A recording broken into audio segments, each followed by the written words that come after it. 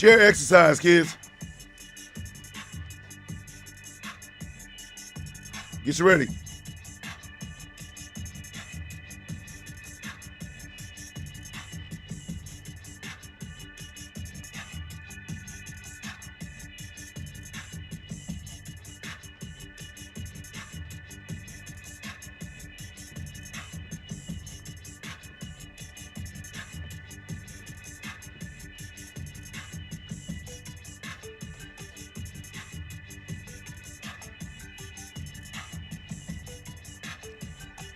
Chair exercise, kids.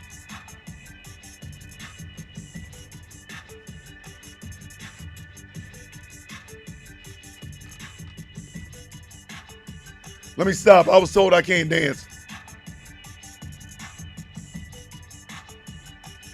Yeah, I was told, Thomas, stop dancing. You can't dance. But you know what? This ain't the song for this morning. This ain't it. It's a little bit too hype. Maybe we should go like this.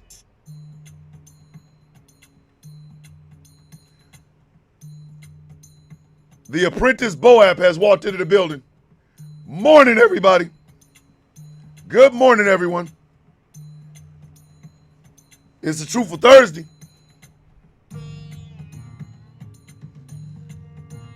This is the vibe for this morning. It's called The Sands of Time. Made by some crazy guy. I don't know. Mr. Bishop, I guess. I don't know. Jay Thomas is in the building. I feel like an old school DJ. I'm just calling out names and shit. The Apprentice Boap is in the building. Magpie. I see Sigrid's striking Viking delicious looking ass. I see you. Boxy's in the building. I see Amanda and Chuckles has showed up. Goddess Maeve's been here for a hot minute. Good morning. SC has been in the building. I see the smoking hottest messes of the Jesses has showed up. Even Godzilla's dancing. Oh my goodness. Auntie done walked her fine, sexy ass up in here.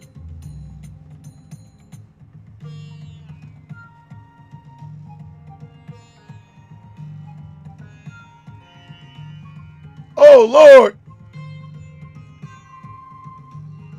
Directs people off app. What the hell is this? TikTok be starting their bullshit early. I ain't even started the show yet. Wait a minute. There's a part in here, I think it'll make all of y'all smile and giggle. Know what I mean? Ooh, yeah. Amanda, you can't hear the music?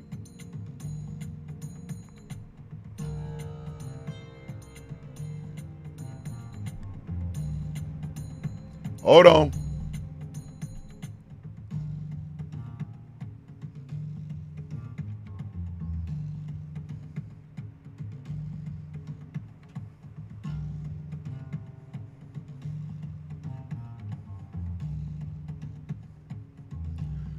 Yep, this is the kind of mood I'm in.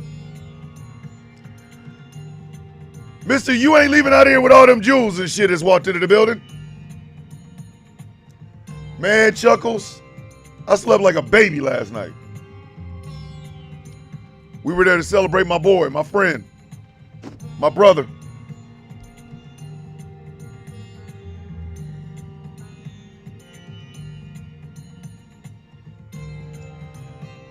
All right, that's enough of that. That's enough of that, goddammit.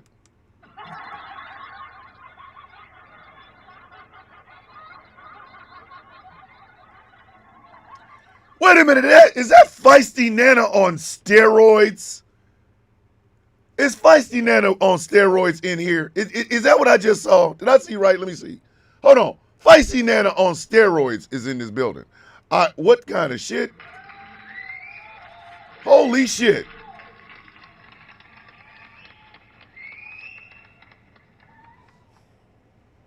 Wow. Woo! I have friends that want to come in and say hi because they like me. I don't know.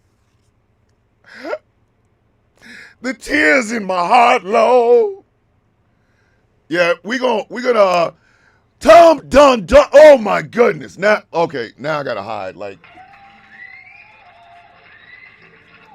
Tom D is in here. Hi. I don't know if you've heard about this show. Hi. Like, wow. I'm shocked. People have said, hey, come on in. Like, what the huh? What? They really like me. Thank you, Star Lord. They really like me. Oh my God. I don't know how I'm gonna handle it, Lord. I don't know. It's crazy, man. People like me and shit. I didn't even know. I didn't even know, man. So on today's episode of Truthful Thursday is memory, grief, and what we leave behind. And it was inspired by something that I found out yesterday. So if you are a person who has lost something, or hold on, wait a minute, we giving congratulations? Wait a minute. Goddess Maeve, got full legal and physical custody of my 15-year-old dad, or my 15-year-old dad didn't show up in court. Goddess Maeve got her goddamn kids, Gabby. Yes! Let's go! Let's go! Goddess Maeve got custody of her child. Let's go, damn it! Let's go!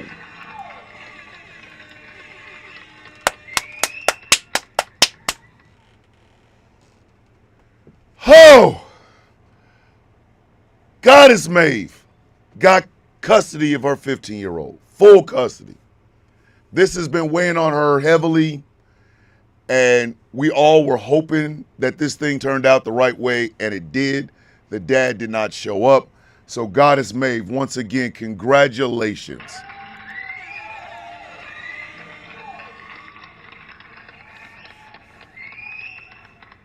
Maeve, you make sure you tell that kid how much you love him and how much he means to you on a day-to-day basis. Don't you forget that. Any day. Every day you should be doing it. I love you and I am proud of you. You mean the world to me. And please let him know from all of us here at the Sound of Coffee, we got his back. Welcome home. So it was inspired. Today's show was inspired by something that happened to me yesterday. And whether it's you have lost someone close to you, or you have this feeling that America has lost something. So today's episode of Truthful Thursday is going to be about grief, memories, and letting go. So without further ado, let me go ahead and get this taken care of. Oh my goodness. Who is that in the picture? Godzilla -1. Inhale. Let's have a good one. Ladies and gentlemen, boys and girls, children of all ages, good morning, Mr. and Mrs. America, and all the ships at sea. Welcome to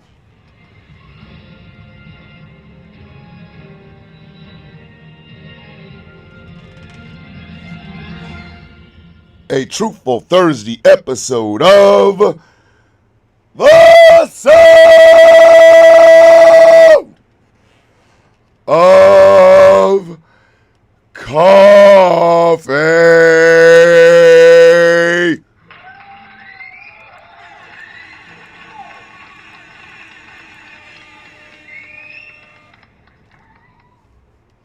The hottest morning show on these TikTok streets, in them YouTube sheets, and on that Facebook face.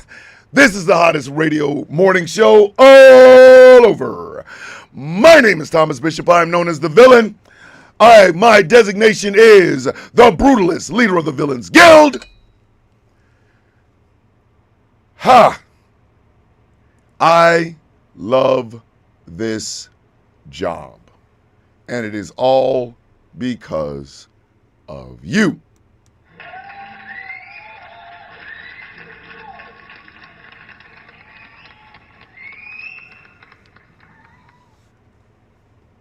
Swords, take your time, and whatever you need, you know the guild got you. Remember that. As I alluded to, my name is Thomas Bishop. I am known as the Villain. I am designated the Brutalist, the leader of the Villains Guild. And today, I want to start off with a story. So, my wife and I got our brand new phones in 2009. All right. Because I was in Fort Lee, Virginia for AIT going into active duty, the wife came and saw me graduate from AIT again, right? While we were there, we got new cell phones with Virginia phone numbers. And from 2009 till right now, I still have the same phone number. Same OG. That's me, right? Well, in the process of that, I would get voicemails. You know, people call, hey, I'm busy, and they would leave a voicemail, right? So 2010, my battalion deploys to Afghanistan, where I spent, I want to say 9 months. Actually, I think I spent like 10 months over there, because I had a 2-month delay because I had a meniscus tear in my right knee, and I had to be on rear D until I was let go, and then I was able to go with my company.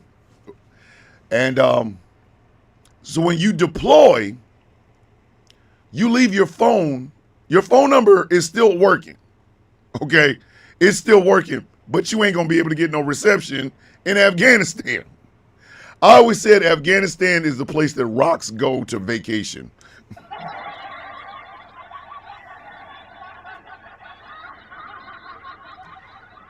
If you've ever been to Afghanistan, you know exactly what the hell I'm talking about, right? Afghanistan is the place where rocks go to vacation, because there's nothing but rocks there, right? So my phone number was still active, so people would leave me, you know, voicemails and shit like that, right? So I'm over there.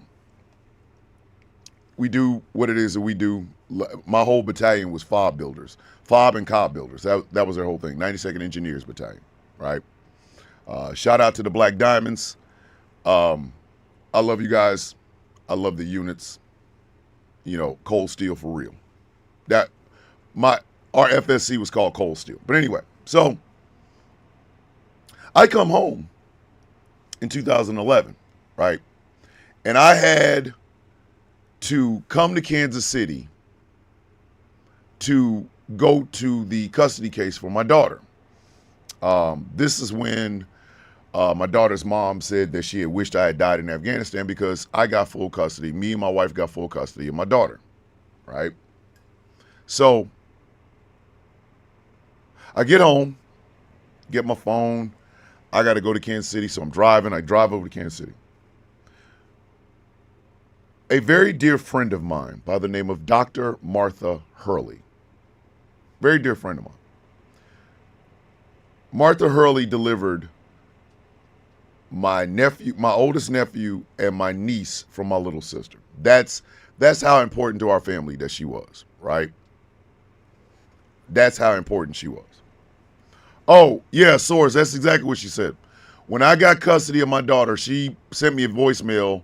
Like, you know how you see, she sent me a voicemail and said, that's why I wish you had died in Afghanistan. She said that, whatever, right? So my friend Dr. Martha Hurley had left me a voicemail. She had left me this voicemail before I left, hoping, because we didn't know whether or not we were going to Iraq or Afghanistan or weren't going anywhere. So she sent this message in 2010, right? But I held on to it. So I go, and when I get back in Kansas City, I go to where a condominium is. I go to check on it, say, hey, how you doing? I'm back in town, but I didn't get an answer, so I left a note. 2 days after I left that note, 2 days after I left that note, someone called. And it turns out it was the person that was cleaning out her condo. And he said, Martha's no longer living there. So I said, did she move? Did she leave a forwarding address or anything? He said, Martha passed away. Martha passed away 2 months before I got back from Afghanistan. She had passed away. From what I understand, it was a potassium buildup that led to catastrophic, what have you, and she passed away.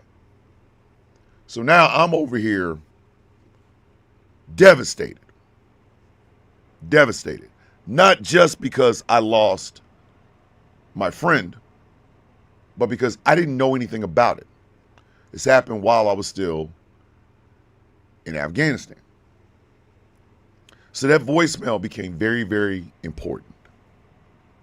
So much so that from 2010 until a couple of months ago, a month and a half ago, I held on to that voicemail. Flash forward. My mother passes away, December 4th, 2020.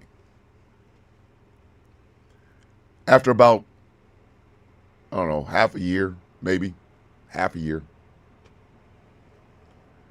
at searching, I find a voicemail that my mom left me. So I got these 2 voicemails, and I've held on to them for years. Flash forward to about 3 weeks ago. My family and I switched our carriers from Verizon to AT&T. And we got new phones, same phone numbers, new phones. So yesterday I went and checked, and those 2 voicemails are gone. Those 2 voicemails are gone. They're no longer on my phone. They're gone. And I was really in my feelings about this. I'm not going to lie. I was really, really in my feelings about this. But I decided rather than staying in that, I would use it for today's show. Because like I said, y'all know me. I come in and I am as vulnerable and as real of a person on the Sound of Coffee as I've ever been. It is what builds this community. The reason I can say you guys are coffee beans and I can make coffee bean jokes and things of that nature is because this is a community. It is a community. We protect each other. Don't believe me? That's what chaos is there for. I don't know.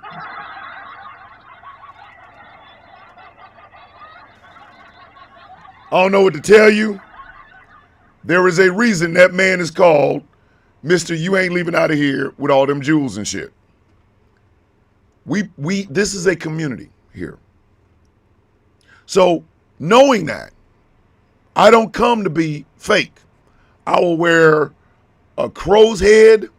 I will dance. I'll make goofy voices. I got a whole goddamn soundboard featuring the newest sound on the soundboard is this. And after you hang me, kiss my ass. That's listen.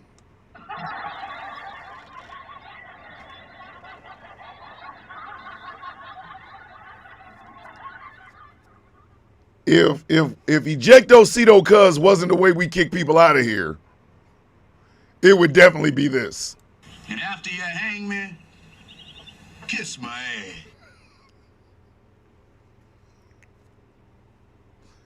ass. Listen, that right there, that's a closer.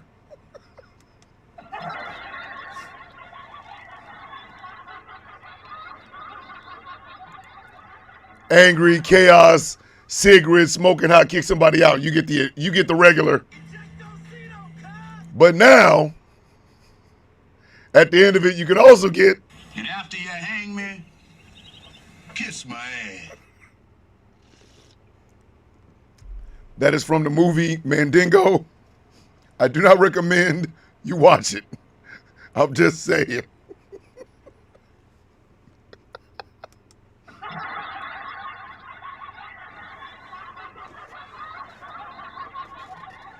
Hey, Mary Greenberg, one of the sweetest people on earth. Hey, Mary, if people start talking shit to you, go off on their ass, right? And then just play. And after you hang me, kiss my ass. Hey, if y'all ever hear a video from Mary Greenberg after she goes off on somebody about not understanding what intersex is or the stories of adopted people, if she ends that video by saying, and after you hang me, kiss my ass. Y'all better go buy her a title belt. Y'all better go buy her a world championship belt, bitch. 8mm zinc. Don't play. Listen. Let Mary Greenberg bust out with. And after you hang me, kiss my ass. I swear for God and for the white man, I'ma die laughing. Mary out here telling people to kiss her ass.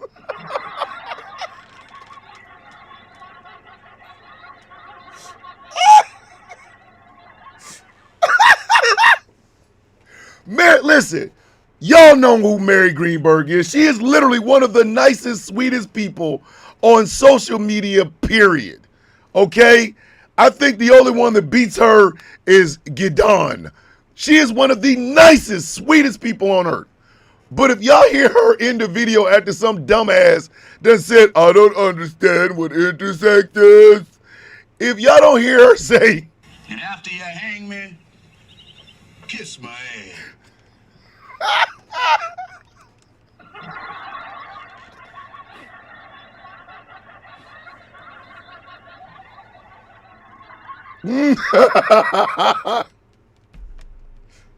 Listen, if Mary Greenberg tell y'all that shit, you effed up. Like there's no redeeming qualities on your bitch ass. Something wrong with you.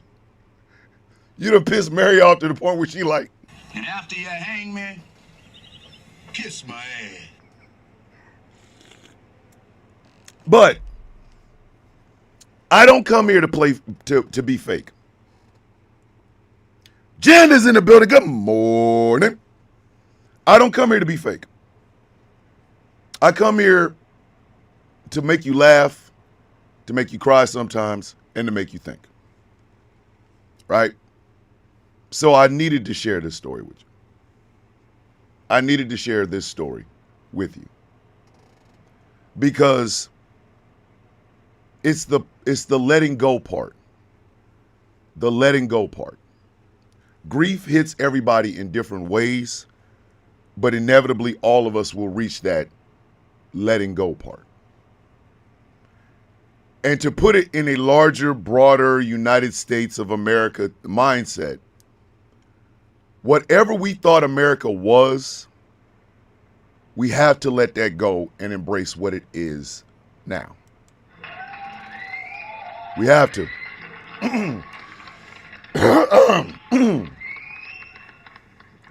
Because we are not going to get anywhere better with nostalgia.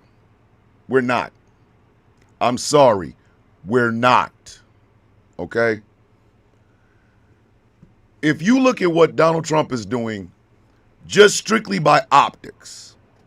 Strictly by optics. Just looking at the optics of what he's doing. National Guard troops in the streets reminds me a lot of the 1950s when Eisenhower had to send the National Guard into Little Rock, Arkansas, so that Ruby Bridges and other black students could go to school. Just by the optics. Just by the rhetoric. The cruelty for cruelty's sake. It harkens back to the rise of the Triple K and how they intimidated black people from voting, or the poll taxes and things of that nature.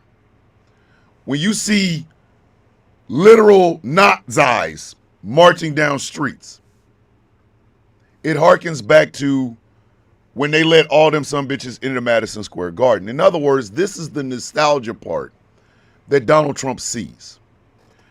And unfortunately for the rest of us, we all are in a death grip because we all have to experience it at the same time. So whatever we thought America was, we got to let it go. We have to let it go. That America no longer exists. It doesn't. But there's a grief in that too. I cannot remember a time in my 53 years of life where I didn't feel like America was a set of slogans. I can't. It's almost like America had this bubble. It's the USA bubble. Whatever's going on inside the bubble is the only thing that matters. Everything on the outside of the bubble doesn't. So, the Iran hostage crisis, that was outside the bubble, even though we were inside of it. We understood what was going on. The AIDS epidemic. The rise of the flooding of black neighborhoods with crack cocaine. These are all things that are happening outside the world that is permeating this bubble, right? And again, this is just in my lifetime. Just in my lifetime. Because I don't remember Watergate. I was a baby. You know what I mean? I don't remember Gerald Ford's Our Long National Nightmare is Over. I was a kid. I was a small child. So these things that would happen on the outside of this bubble would permeate in there, but we would always go, it's outside of America. We don't care, nana boo-boo. Even though these things kept happening. Before there was a 9/11, there was an Oklahoma City bombing. Now I know everybody wants to go, oh, wow, 9/11, never forget, and this, that, and the third, and Bin Laden tried these things, and true. You absolutely should remember that.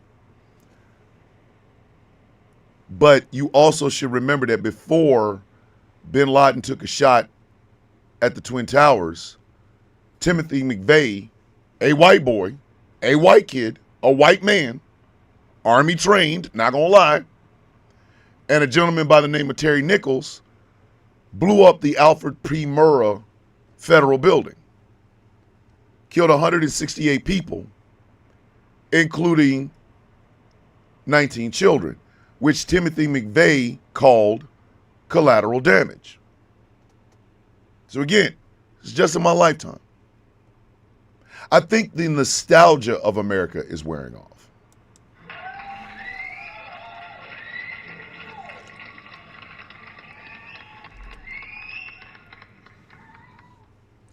I think the nostalgia of what America is wearing off.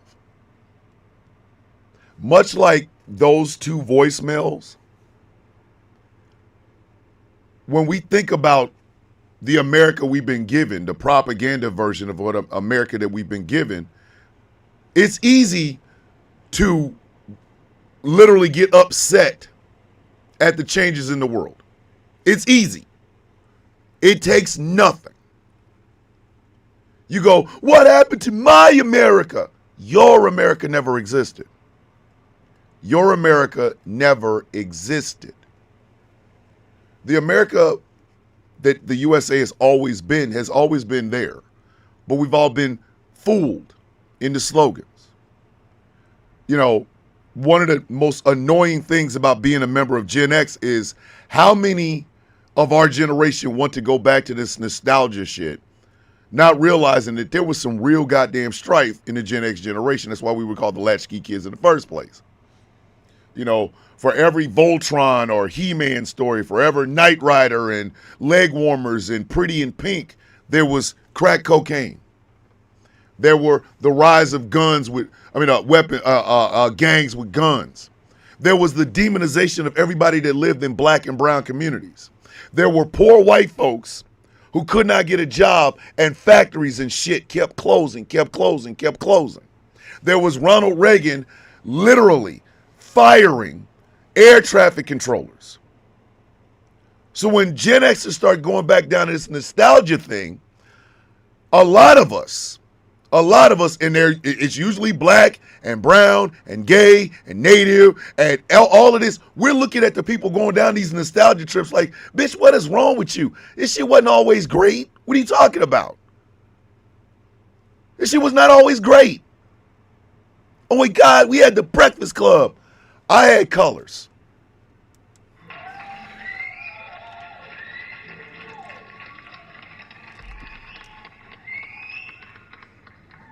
I grew up with Colors, the movie by Dennis Hopper, starring Robert Duvall and Sean Penn.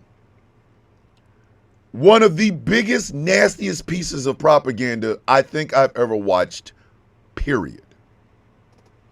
Because they made these neighborhoods look like shit. Couple that with Ronald Reagan's speech about the welfare queens, which we always knew was about black women. We always knew that.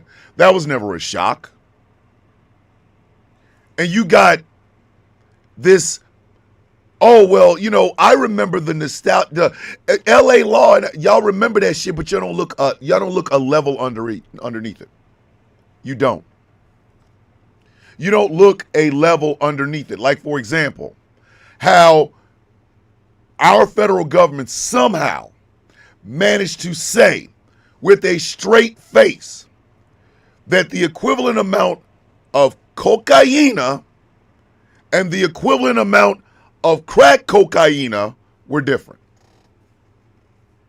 They fooled people into believing that shit. And that literally wiped out an entire generation of black and brown people. So you could do coke on Wall Street. You were an insider trader, or you were a stockbroker or whatever. You could do all the lines you wanted. If you was a Negro in the inner city trying to get enough money to buy some damn food, and you just so happen to be selling these rocks, they go treat your ass like a pure D criminal, even though the stockbroker and the crack dealer are holding on to the same equivalent of cocaine. While y'all doing all that nostalgia shit, y'all don't remember how horrible AIDS was. I tell the story all the time that a guy that used to work at Mr. Z's, his name was Steve. Steve was a gay man, and Steve contracted AIDS and died. Steve was the first person I ever met in my life who had HIV and AIDS. First person.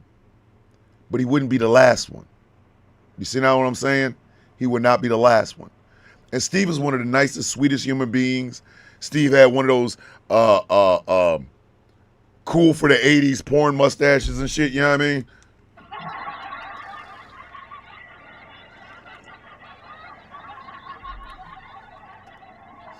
A very beautiful man. He was a very, very beautiful man. And he died. He was the first person that I met who died of AIDS. But he wasn't the last one. A lot of y'all do not remember how hard it was when Reagan cut the taxes to the bone and then factories started drying up. Y'all don't remember that shit. That's why some of you dumbasses, there's a lot of people that got mad, like that Aaron Lewis stupid ass, got mad at Bruce Springsteen for making an anti-war song called Born in the USA. He fooled us. No, bitch, you wasn't listening to the lyrics, you big head son of a bitch.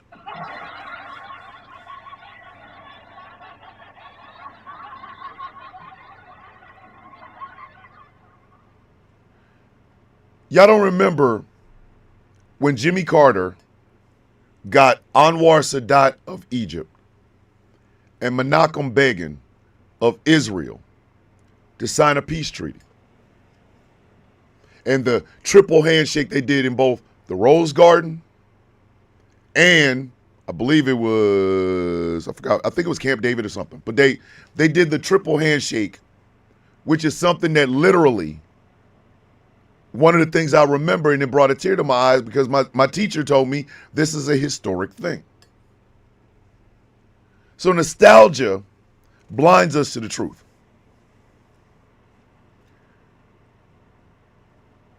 Nostalgia blinds us to the truth. A lot of us are, I'll never forget that white woman after Obama got elected. She got her punk ass out in front of a camera and it's like, I want my country back. Like, bitch, where did it go? Did somebody snatch it in the middle of the night? Dave the Viking is in the building. Bill Let's-Give. I want my country back. Like somebody broke into her house and stole her country and then snatched her away with it. Like, bitch, if you don't, listen, just. And after you hang me, kiss my ass. She said that out loud. I want my country back. The boomer generation has always had nostalgia for the 50s. Leave It to Beaver, Father Knows Best, Dad left with the pipe and he went in the station wagon and Mom stayed home with the new dishwasher and the new washer and dryer and she made Dad a pot roast. And then all the kids sat around the table. What's going on, Slugger? How was your school today? That was great, Dad. That shit never, come on, man.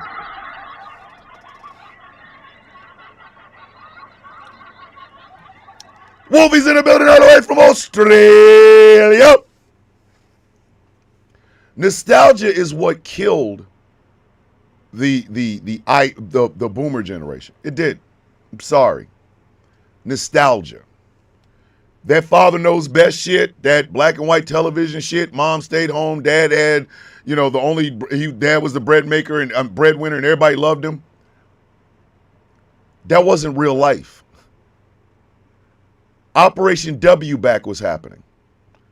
Look at Eisenhower's immigration name. I'm not going to say it.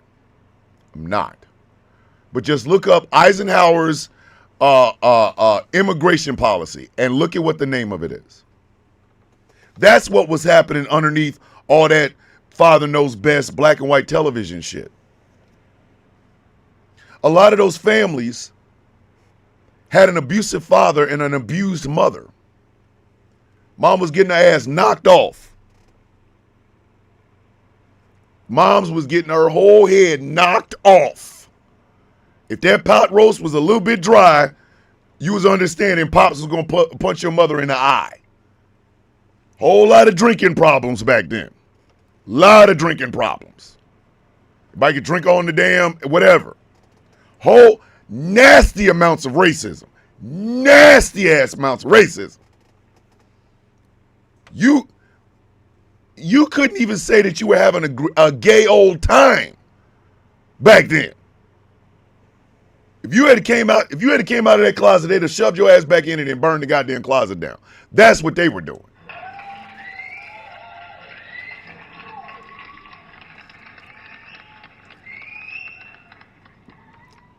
Emmett Till happened during this time. So nostalgia blinds us from the truth. It has completely blinded a majority of the boomer generation. That's not a knock on them. It's not a knock. But you fell for the line of bullshit. You were in that bubble. Reality was outside of this shit. You know, you weren't you weren't learning about how these countries like Iran and Chile were electing socialists to be president, and how our CIA went in and caused coups all over the world, overturning these people for American interest. So that nostalgia blinds you, right? That nostalgia blinds you. And don't get me wrong, every generation does it. There are people that try to put nostalgia on the Gen X generation. The boomers put nostalgia on the greatest generation. They do this. It happens. All right? It happens. Nobody's saying it's a bad thing. Everybody does it. The problem is what you are reliving isn't real. As much as I miss Dr. Martha Hurley, as much as I miss my mother, they're not here anymore. Now, I know a lot of spiritual people, a lot of religious people will tell me, hey, they're with you in spirit, they walk with you, they're on the other side, the angels and all that other good shit. Yes, and I get that. I don't believe in any of it, but I get that. But I'm sorry, they're not here anymore. Like I know where both of them are buried. The day I bought my Camaro, this was years ago, we were in Fort Riley. We got up for Veterans Day. That's what it was. It was Veterans Day. And I said, let's go find Martha's grave. So my wife and I got in my old Jeep with the door that used to fall off. I had a red Jeep Wagoneer in the front, and the driver's side door would fall off. Like,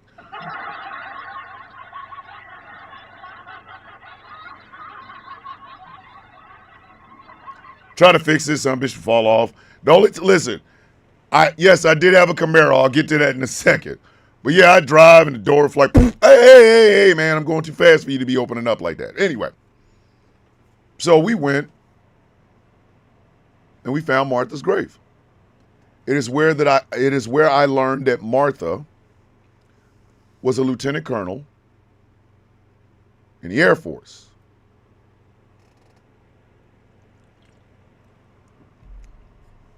I cried so goddamn hard. I cried so goddamn hard. And I was apologizing to a headstone about not being there. But if Martha had been alive, she'd have knew why I wasn't there. She'd have knew. You were in Afghanistan. What the hell did you expect, buddy?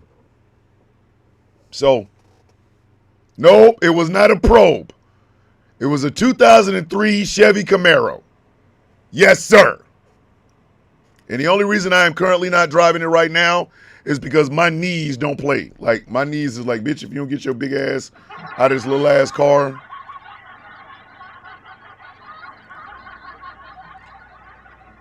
Ash, you probably are, but that's the beauty of having people that will walk you through them.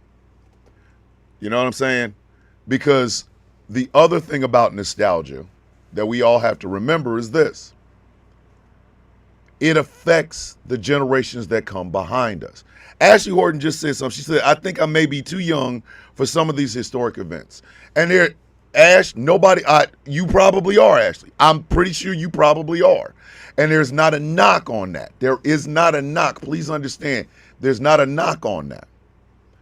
What I have a problem with is how we have traded in deep conversations about the way to change things to hold on to nostalgia like it's gold. So yes, I did buy a Camaro that day. So when people tell me, Martha walks with you every day, I said, no, I know. She doesn't. I know exactly where she is. After my mother passed away, there was a whole lot of people that said that. Your mom's amongst the angels and she's watching down on you with your dad and they're guiding your hand. I'm like, no, my mother is over there. I know where my mother is. I held on to those voicemails not because they wanted me to have them, but because I wanted to have them. I did. I wanted to hold on to them. I wanted to hold on to what they meant, to the people that made them. But I can't. I will never kiss my mother on her forehead ever again. Saying that makes me want to cry, but I have to. I will never kiss my mother on her forehead ever again. The very last time I did it was right before they closed the casket. I will never hug my friend Martha ever again. Never again. The last time I did it was the last time. It will never happen again. Now, that is a personal story to me. But I'm going to show you how it leads into the larger context of this nation. America was never great.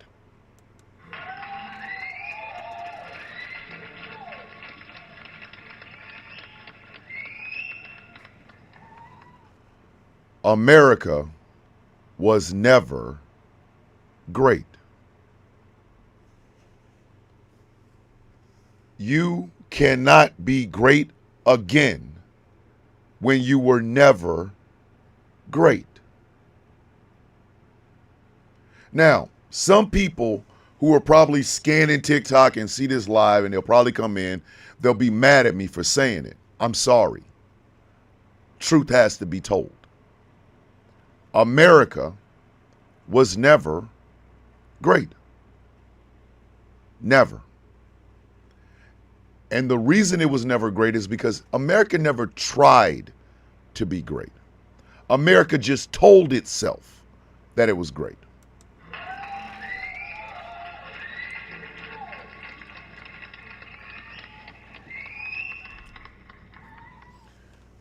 You can lie to yourself until you're blue in the face, but the truth will inevitably come out. The truth of the matter is this. My mother is gone. I miss her. I miss talking to her. I miss talking to my dad. But they're gone. They are gone. And no matter how delusional of a pretzel I turn myself into, it will not change. America wrote a whole lot of really sweet, beautiful, inspiring ass words on a piece of parchment and never lived up to any of them. They never even tried. They never even tried. And with the advances in technology, with the advances on global reasoning, rationale, global ideas, the fact that America never looked at the Constitution and truly tried to live it out is kind of disappointing. Like, for all you married folks, let's say you're married or in a relationship, whatever, right? If something happens within that relationship, it needs to be dealt with. Somebody cheated. She hit him or he hit her. Somebody stole money, whatever. It has to be dealt with right then. Because if you don't, it begins to fester. And the longer it festers, the worse it will be when it finally comes out. America never never addressed its fundamental flaw between the words on a piece of paper and the actions of the people that wrote it. Never did it. Never did it. So you cannot even be great. Because literally, one of the phrases within the Constitution is, we hold these truths to be self-evident that all men are created equal. So if that's the case, why were you owning people when you was writing that shit?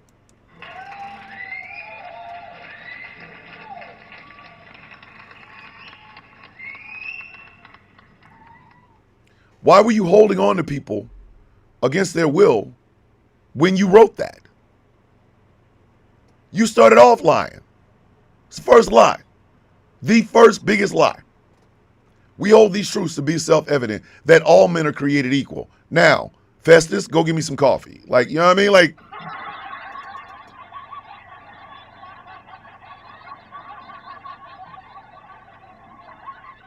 and I know in the back of Festus' head, he looking at the back of Thomas Jefferson's skull, thinking about cracking it, and then his whole thing is going to be, and after you hang me, kiss my ass.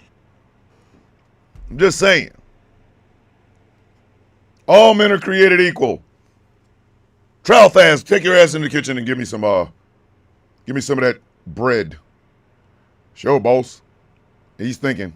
And after you hang me, kiss my ass. I'm just saying. So you started off with a lie. You started off with a lie. And it has been covering up that lie ever since. Which is why so many uneducated people wanted to remain the way it always was, even though it was never that way. See, we live in a country full of conserve and progress. This is the simplest way I can make politics in America today. Okay? It's not party, it's simply a matter of understanding. Conserve versus progress. You will never get rid of cancer if you don't address it and you try to hold on to it. That would be conserving cancer.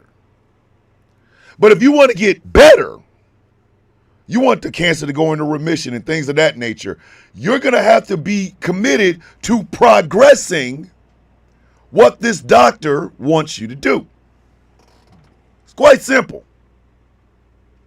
And in America, we have always had conserve versus progress. That's why I don't do the two-party binary. I don't. I look at this shit, I swear, I feel like Neo in the Matrix. I just see the lines I was like, whoa. I see this shit. When you want to conserve something, it's only because it is nostalgia for you. But if you want to progress, you have to let those things go. You have to let them go. You have to let them go.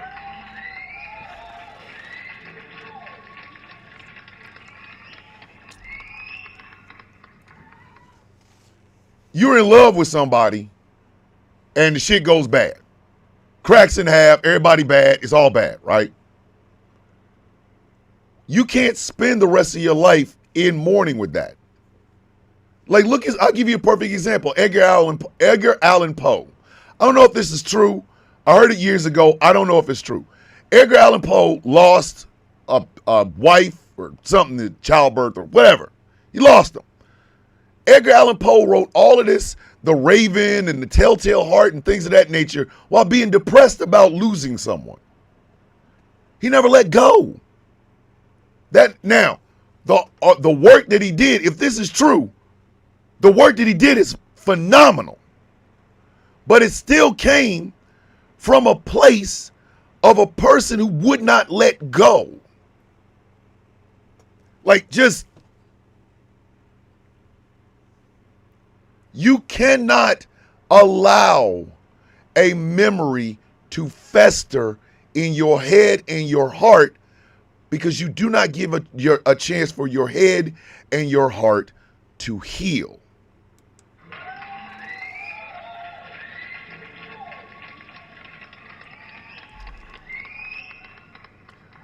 This country will never advance any further than it is right now until we let go of nostalgia. Everybody that has some shit to say about Zoran Mamdani, and you're bringing up the specter of 9/11, bitch, that's your fault. You are wrong. Mamdani is a democratic socialist. His ideas are radical as shit. Nobody's saying they're not. But you are not dealing with him on the merits of his policies. You are dealing with him on the merits of what you feel about him. He's I will never forget this one. I heard this one about 6 weeks ago. He's a Hamas terrorist. Are you what? Excuse me? You got to be kidding me. Oh, well, you remember 9/11? What are you for real right now? In a couple of days, what is the day? The 3rd or the 4th?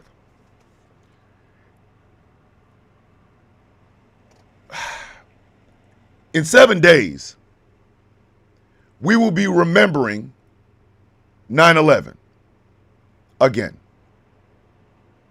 Again. We don't heal from 9/11. We just remember it. We put wreaths on where the Twin Towers stood. We put wreaths right where the plane that went into the Pentagon was. There is a field in Shanksville, Pennsylvania, that is now a shrine to never forget. But we did forget the nastiness after 9/11. We forgot the nastiness towards Muslims, towards Sikhs, the people with the turbans on their heads. Nastiness. That part we don't want to remember. We don't want to remember how our current president of the United States said, after Building 7 fell down, that his building was now the tallest building in the world, or in America. He said that on the day of.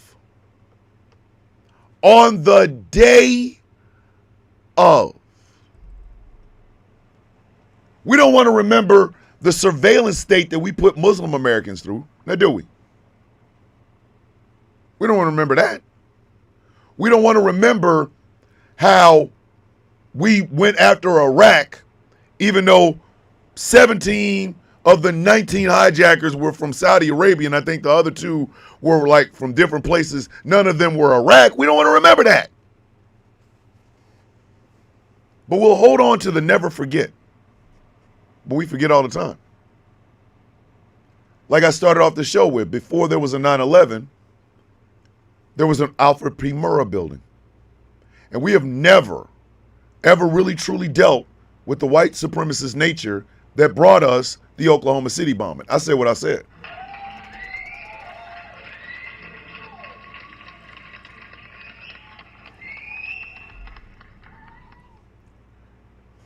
Wolfie, I love you, man. Please stay safe. That goofy ass gunman is still running loose in Victoria, Australia, and Wolfie's over there, and I don't like that. They need to find that dude quickly. We want to never forget 9/11, but we also forgot that armed militias walked the streets after Oklahoma City, and we never dealt with them. We never did. We never did. We executed Timothy McVeigh and then pushed those thoughts and memories off to the side. Why would we do that? Why? Everybody always talks about never forget. I think there's one last person, one of the oldest survivors, or one of the few survivors of the Tulsa Race Massacre, who needs a house. She needs a house. They gave Shiloh Hendrix millions of goddamn dollars, or thousands of goddamn dollars, because she called a little black kid the N-word. Here's one of the last survivors of the Tulsa Race Massacre, and she is begging people to help her get a house so where she can live out the rest of her days. You can't tell me this country does not have an addiction to nostalgia. You can't.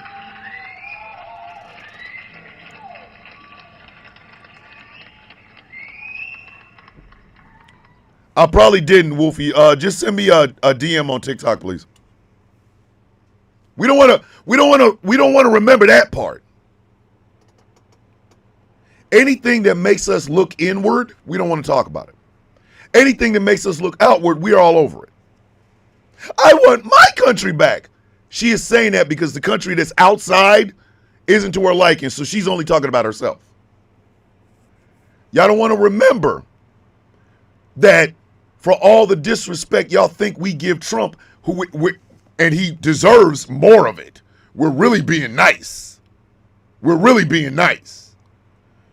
Y'all don't want to remember the treatment that Barack Obama got on his way to the White House. Never in the history of our country has one man had to be responsible for all the nostalgia and thoughts of an entire country like he has. There were some very well-meaning white leftists that believed that with us electing Barack Obama, racism had ended. There are a lot of people on the right and on the far right that believed that by electing Obama, the revenge was coming. As if all of a sudden, Obama's going to be at the podium. He's going to do something like this to his hair, scratch his eye, wink twice, and then all black folks was going to go attacking white people. Like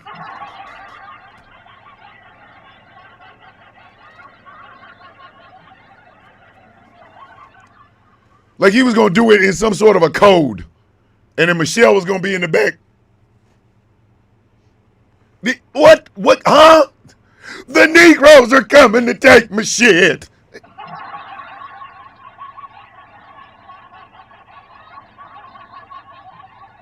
Word, Cletus. Word. You think I want that trailer that you're still paying on? You think that Ford Ford Focus is something that I can't have, I can't live without? Bitch, if you don't. And after you hang me, kiss my ass. I'm angry. I know they did. That's the crazy part. That is the craziest part of this. I know this. People really thought the day the niggas took over after the election of Barack Obama. Like, are you kidding me? And they were doing this for a middle of the road. Let's say this again. I always have to tell y'all the description of this man. A middle of the road, centrist Democrat who just so happened to be black. Married to a black woman with 2 beautiful black children. A Christian man, something I don't agree with. His policies, I didn't agree with a lot of them. And had you kept it at policy, okay, we can have this conversation. But the nostalgia got a hold of these people. The nostalgia being they great-great-grandpappy with the old-ass fingers, the corncob pipe, and a goddamn Klan robe in his bathroom have told you, one day they gonna come get our shit. Bitch, I got better shit in this shed than you have in your life. What are you talking about? What's your bullshit? I do not want your shit. I got more expensive shit in here in the barn. What kind of shit is that? If the Negroes come, we gotta be what? Listen, I heard somebody else say this on a live, and a white guy was fumbling. So let me say it. I'm gonna say it. Okay. We have this gun humping mentality because these people have been expecting black folks to come for some retribution, and it ain't never happened.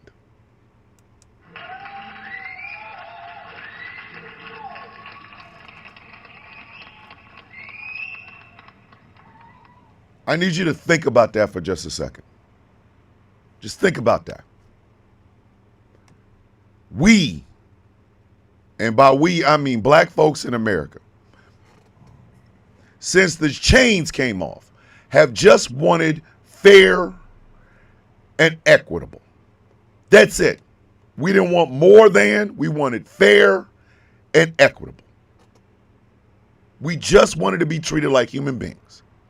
After centuries of being treated like farm animals or farm equipment. That's literally all we've ever asked for. Never asked for more.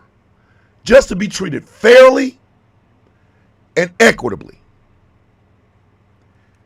If you got your start by somebody giving you the land, then we want our start by giving us some land.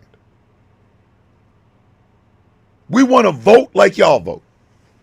We want to argue the merits of a policy or a politician same way everybody else does. We don't want more. Do you understand? It's called the civil rights movement.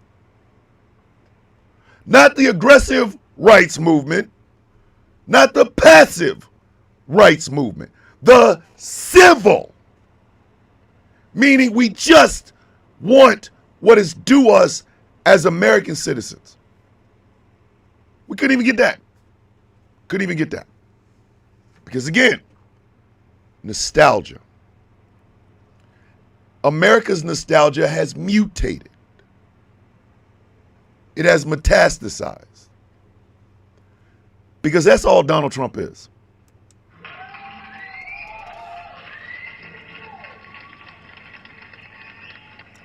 Exactly, Magpie. There isn't a number big enough that you could play just me, okay? Just me. I ain't even talking about my brothers, my sisters, my sons, my daughters, my granddaughter, none of that. I'm just talking about just simply me. There isn't a number big enough that you could possibly pay me that will equal the fact that I am literally 4 generations removed from slavery. There isn't a number big enough.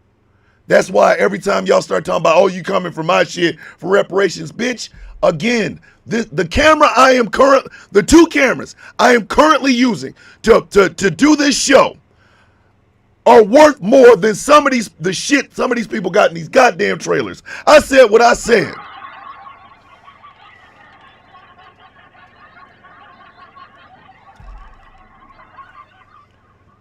I got your entire life. I got everything that is worth anything in your goddamn life in my truck.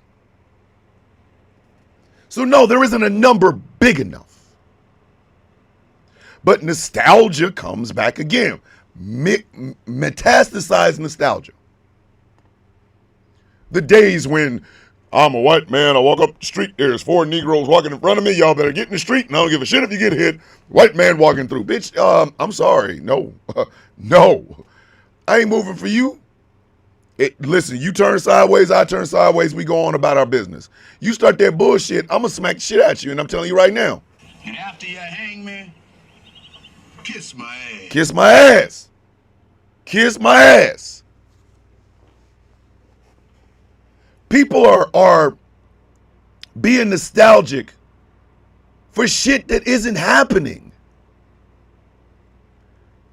I need y'all to understand, Trump does not have a single good goddamn idea. Not a one. Amanda, be safe. We love you. The Amanda Coffee Bean. Be safe, Amanda. We love you. He ain't got a good goddamn. Do y'all understand? There's on-the-job training. I'm not really sure about the program system, but with a couple of guides, a couple of pointers, I could probably get it. And I don't know what the F I'm doing. Donald Trump is clearly in the realm of I don't know what the F I am doing.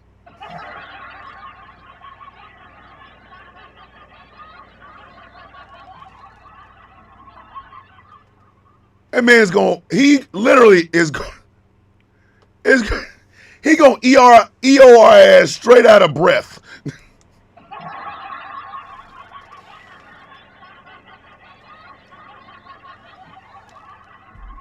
That son bitch really thinks his EOs have the power of a vibranium Captain America shield. I'll just EO it. Everyone must listen. See, I wrote. See, I wrote. Bitch, if you don't get... Sit your stupid ass down. Sit down. Sit down. Your EO don't mean shit, partner. He in the Oval Office just signing shit and then holding it up. That shit don't mean shit. I'm overdoing the soundboard. Don't nobody block this person. What do you mean? What do you mean? Don't nobody block him yet. Don't nobody block him yet. We just gonna sit here. What does that mean?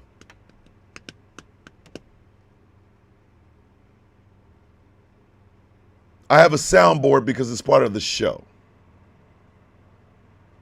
If you would like for me to tap dancing while you throw me biscuits and pennies, I'm sorry, you'll have to check in about the 5th of never. The show is 65 to 70% soundboard. Just saying. Soundboard's part of the show. You must be new here. Anyway. So what I have discovered is we now have a malignancy of nostalgia. Hey, far leftists, come here. Come here. Your protest votes are meaningless if there's not somebody that you will vote for.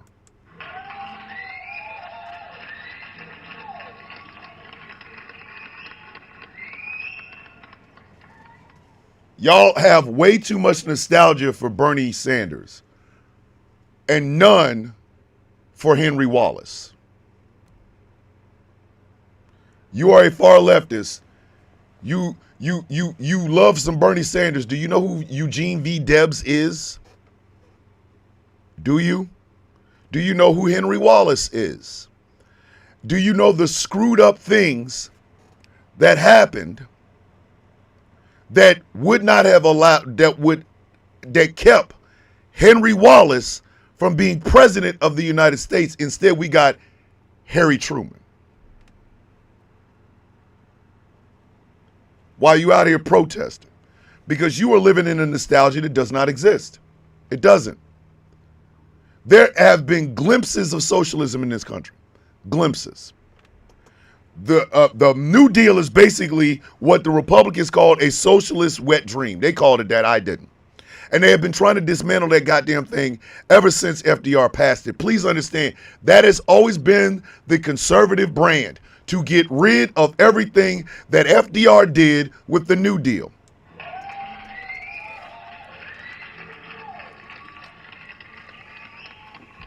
No, not yet, Wolfie.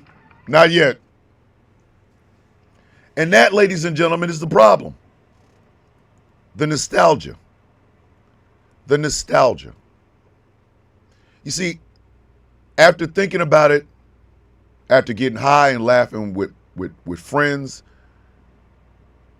and then thinking before I went to bed last night, I realized I was holding on to those two voicemails selfishly. I was holding on to them for me, not for them, for me. I was holding on to them because they made me feel good. They made me feel good. Not my mother, not Martha, me. They were my security blanket. For years, I kept the voicemail that my daughter's mom sent me where she said I should have died in Afghanistan. I did that for about 3 years. I kept that damn thing for about 3 years. I think I kept it up until I went to Korea the first time, I think. Yeah, I think I did. I think I got rid of it after I got back. But I did. It was my way of letting myself know, hey, there's a part of you that ain't shit. I'm not going to, again, I don't come here to lie to y'all. Y'all know that. I come here to do a show, and y'all know exactly what I'm talking about. So I did it to torture myself. I did. In those dark moments, I would listen to that just to make myself feel like shit. Not gonna lie. Not gonna lie. And I think after I got back from Korea the first time, I erased it. But I kept Martha's message for years. Over a decade, put it that way. That one voicemail sat in my phone for over a decade. Over a decade. The one of my mom, I kept there about 3 years, 4 years. Last one I ever got from her. But it was my security blanket. It was mine. It was me not having to deal with the fact that these people are no longer in my life. Not because they didn't want to be, but because they can't. They're not here anymore. But I held on. America does that. In America, it was man, woman. And then all of a sudden, they don't like it because it's no longer man, woman. It's man, woman, and non-binary. It's intersex. It's trans. It's all of these things. Now, doesn't take anything away from man and woman. Does not take anything away from man and woman. It just simply means that you now have to expand the table that everybody sits at. Some people don't want to do that. America, the white man built America. Now you starting to realize, no, he didn't. No, he caught some people. He caught a whole bunch of goddamn people and helped them and made them build this bitch and then stood on the top like he's a colossus. No, bitch. America wasn't built by these white men that just took matters into their own hands and then got a whole bunch of other people to do the shit that they weren't going to do. Come on, dog.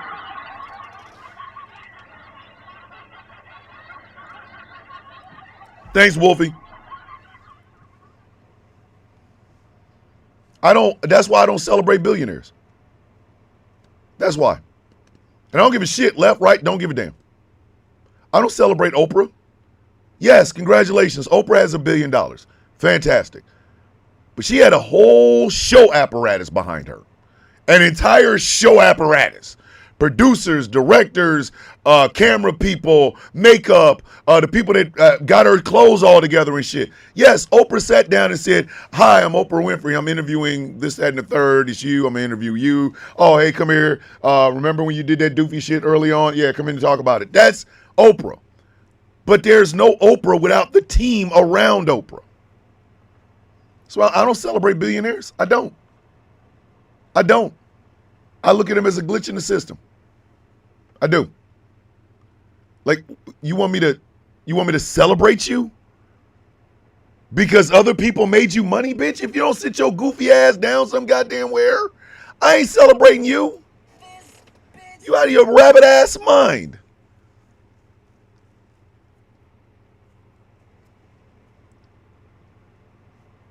Thank you, Chuckles. No. Because that's the other part of nostalgia, people. The malignant part of nostalgia. People celebrate these goddamn billionaires because in their head, they've all thought about, I won the lottery. Yay! A 1 in a trillion chance. Marco Rubio called people the haves and soon to haves. Rather than saying the haves and have not, bitch. Listen, be honest.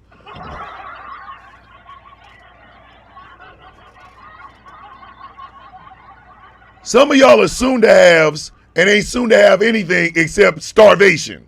You better get your ass out there and work. You got to be kidding me. You know, one day I could be like them. No, bitch, you can't. Okay? Reality is your daddy worked himself into the ground. Your granddaddy worked himself into the ground. Your great granddaddy worked himself into the ground. What the hell makes you think you're going to be different? You don't want to hold on to that nostalgia, which is hardworking men dying before they're 60, holding on to all that stress. But you think, I'll suck off Elon Musk because one day I'll be like Elon. Bitch, you will never be like Elon. What the hell are you talking about?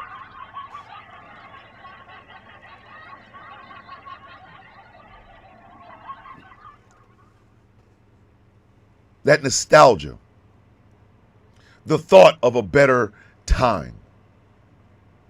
There's no such animal, kids. There isn't. There is no such animal. Holding on to those voicemails made me feel good because it brought me back to a time when these two people were alive and vibrant.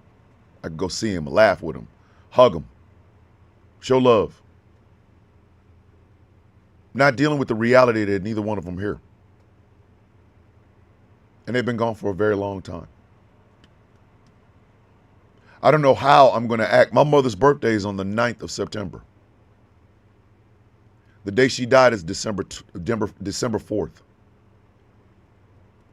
December's my birthday month. I remember a line out of a copyright song called June, where he's talking to his dad. He said, it sucks to lose. It also sucks that we have to share the month of June. I would have spent eternal life before you left. Each month I celebrate my birth, I'm reminded of your death. My birthday only reminds me that my mother is gone. Holding on to those voicemails was for me to pretend. Pretend like they're still here. Pretend like I can still pick up the phone and call either one of them. We've pretended way too much.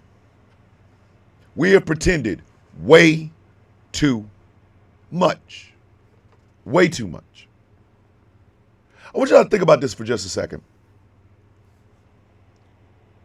We know where the slogan "Make America Great Again" came from. Okay? We already know. That was some Klan level bullshit. We get that. That was some Klan level bullshit. But why is it so much easier to fall in line with that phrasing? You believe that America isn't great anymore. You believe that America is changing far too much. I basically just described every podcast bro in America.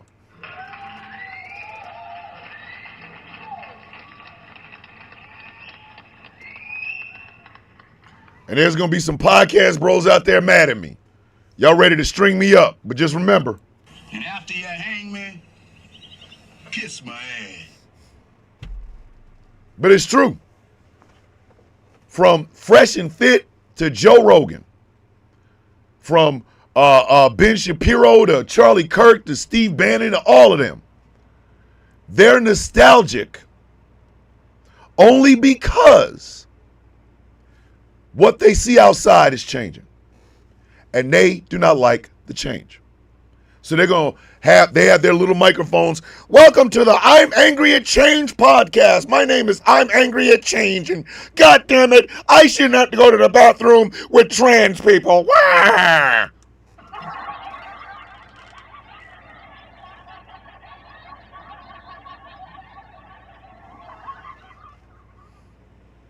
Think about that.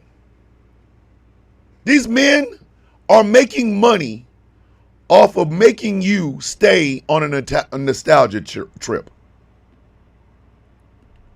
Why? They want you to believe that diversity is a weakness. Diversity is what this country's been founded and built on, bitch. What are you talking about?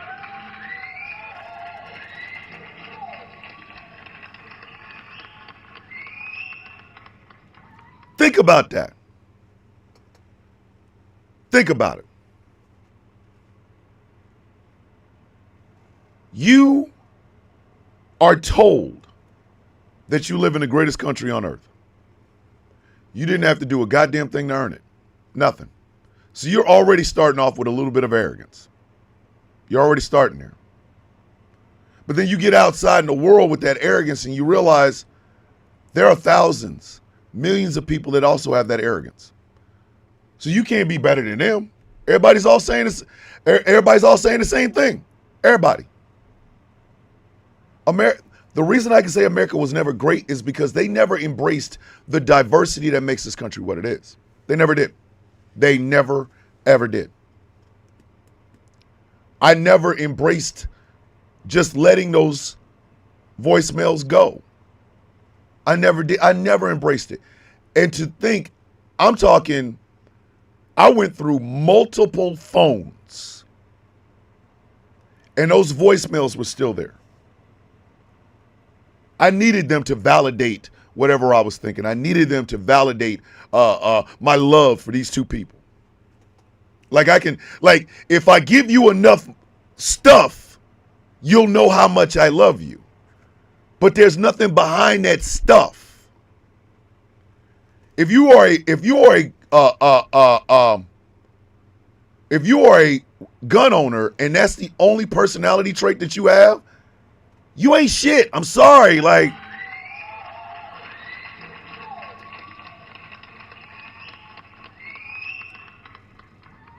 how is it you got all those weapons and nobody loves you?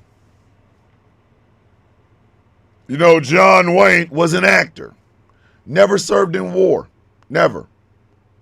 You know, Clint Eastwood never served in the military. Never. These are the people that you built. Your nostalgia was girded by this bullshit. But in actuality, you're a gun owner waiting for something that ain't going to happen. And nobody wants to be around you because that's all you are. That is it. If all you can come up with is, I'm proud to be white, and nothing else follows it, bitch, that is a wasted life. That is a wasted goddamn life.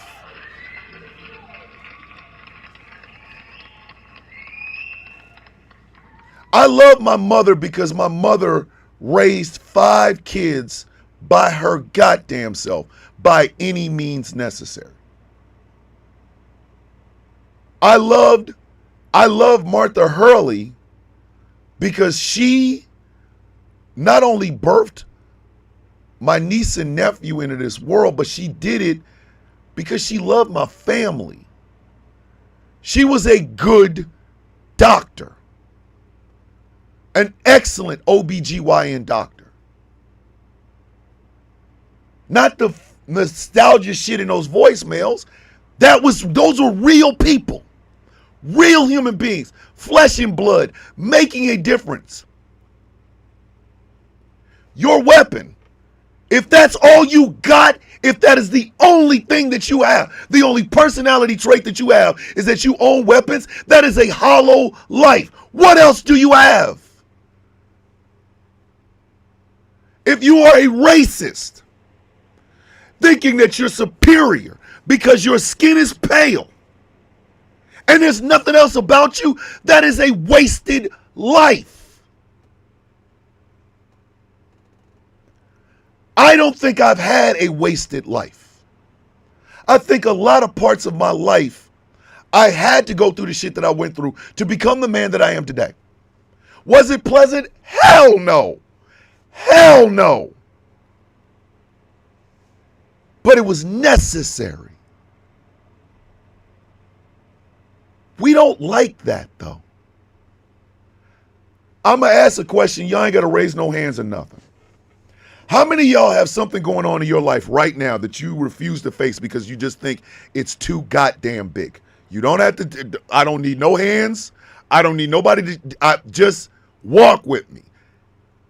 Tell me that's not something that is going on in your life right now. Y'all have something going on in your life right now.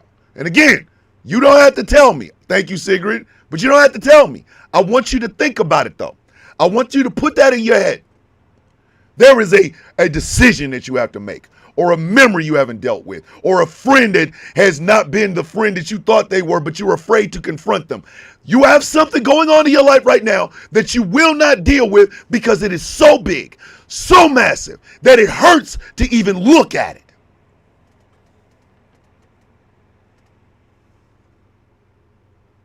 That's what those voicemails were to me. Because see, if I have them on my phone, they're still alive, right? Right? If I have them on my phone, then I can go listen to them anytime I want.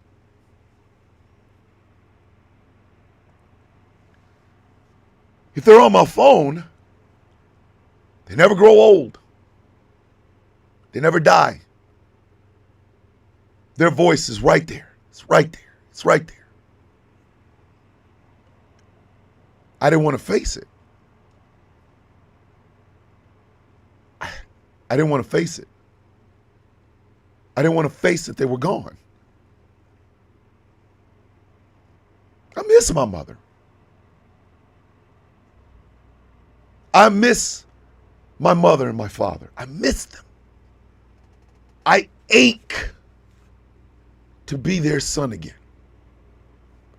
To feel their arms around me. To hear my mother tell me, I'm proud of you. To hear my father say, when can I get on your show? I ache for that. I ache for Martha Hurley. One of the nicest people I knew. She would call and check on me. I'd call and check on her. When I got stationed in Georgia, I told her, hey, I got to go. She's like, well, maybe I'll make the trip down to Georgia someday. I ache to hear her again, to see her again, to touch her again. There's a longing in America, a longing for a return to normalcy. But that normalcy is going to cost us. That normalcy is going to cost us. There's a line out of The Shawshank Redemption. And everybody knows which line I'm talking about. Get busy living or get busy dying.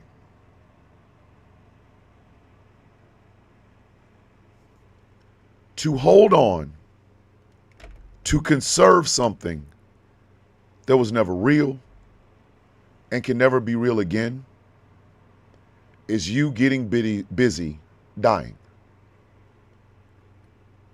You will inevitably find out how hollow, how draining, how painful, and how hard it is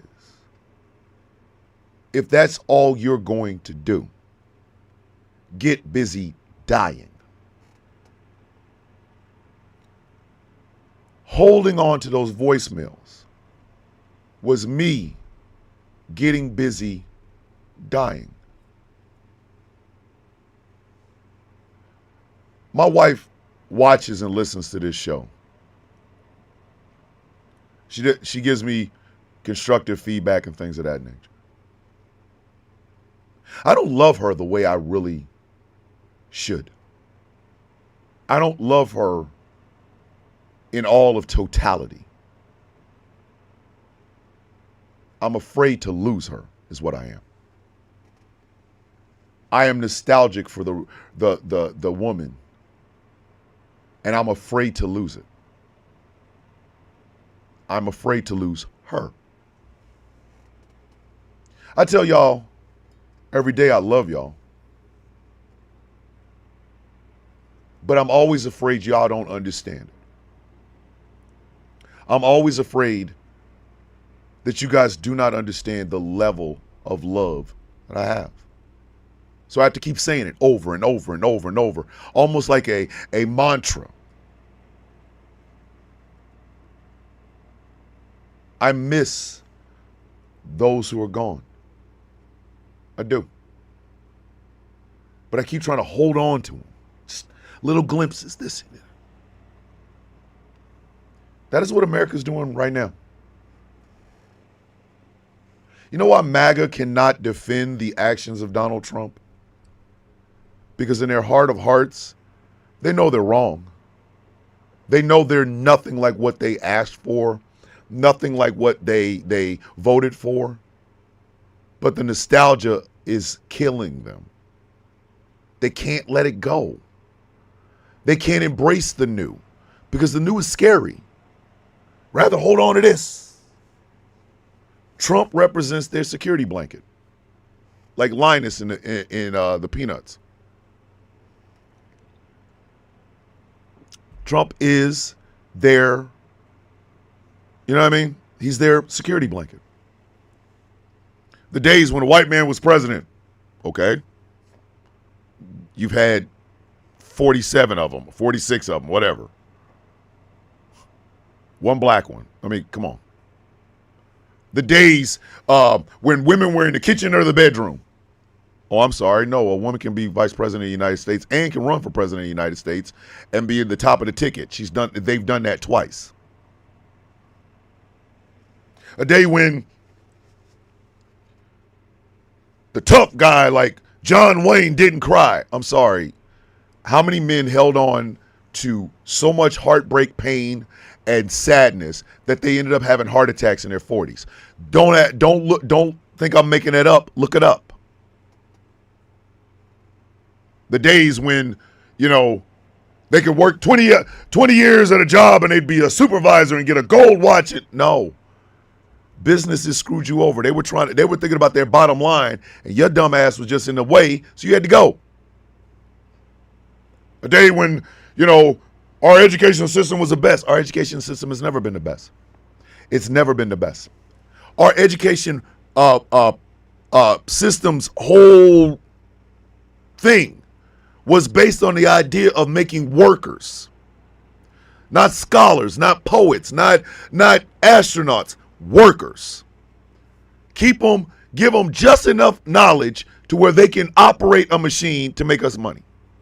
Because if we were truly going to teach our children in America, and we're trying to compete with the rest of the world, kids would have had financial literacy classes starting in freshman year of high school. I said what I said.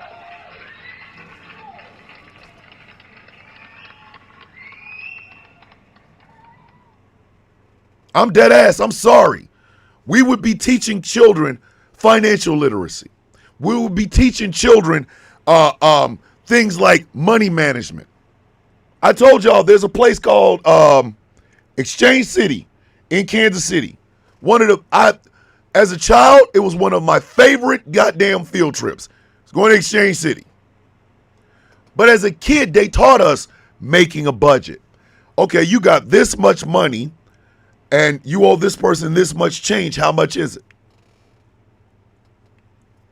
Investing in things like vocational schools.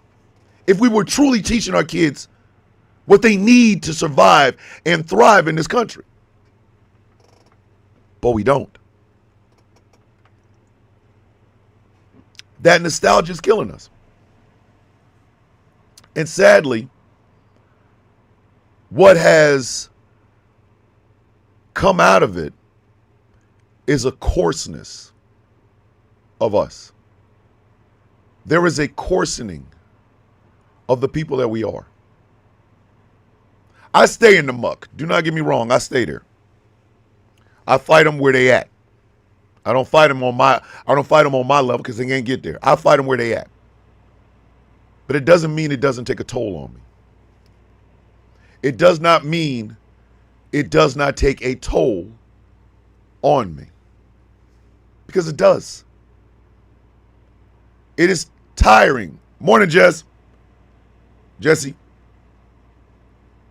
It is tiring battling people who are holding on to myths and legends when you're trying to open their eyes like Bird Box. It is tiring doing that.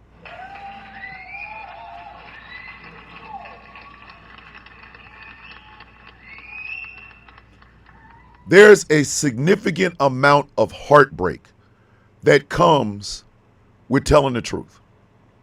There is a significant amount of heartbreak that comes with telling the truth. Because by telling the truth, you realize you're not going to be safe either. Your nostalgia is not going to be safe either.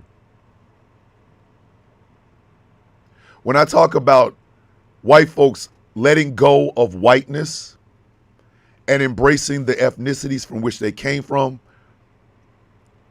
I know I'm going to get hated for that. It comes with the territory. A lesser man would have been like, nah, I'm good. I'm not going to do that. I'm going to leave it alone. Let them fend it for themselves. But if you don't deal with it, it gets worse. Y'all seen them goddamn dumbass videos? A bunch of people talking about proud to be white. You can't be serious right now. You're proud of being the same color as Xerox paper? What the?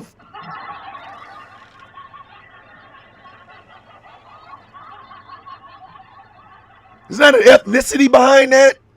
Is that a nationality behind that somewhere? You over here happy for some shit that you can pick up from a Cracker Jack box. Oh, look. I opened my Cracker Jacks and I got white. Oh my God.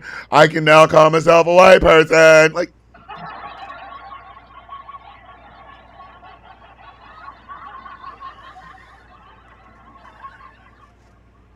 when you cling on to the idea of nostalgia, you lose sight of the beautiful women in your life and everything that they mean to you.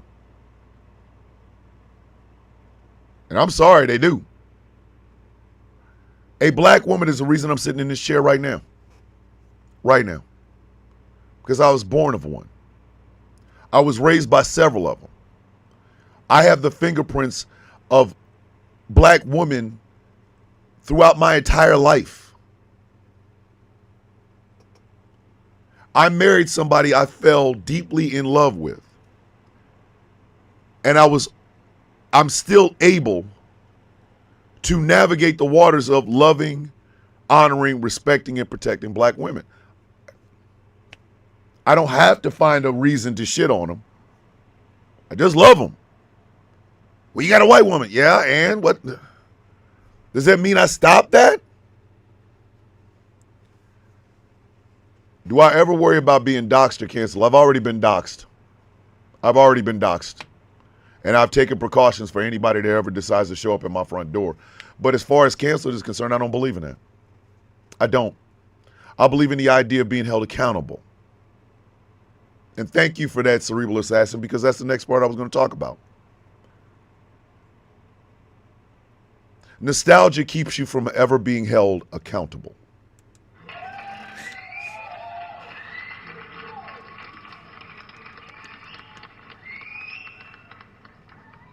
Right now, there are men and women walking around in masks, calling themselves ICE agents and snatching people off the street.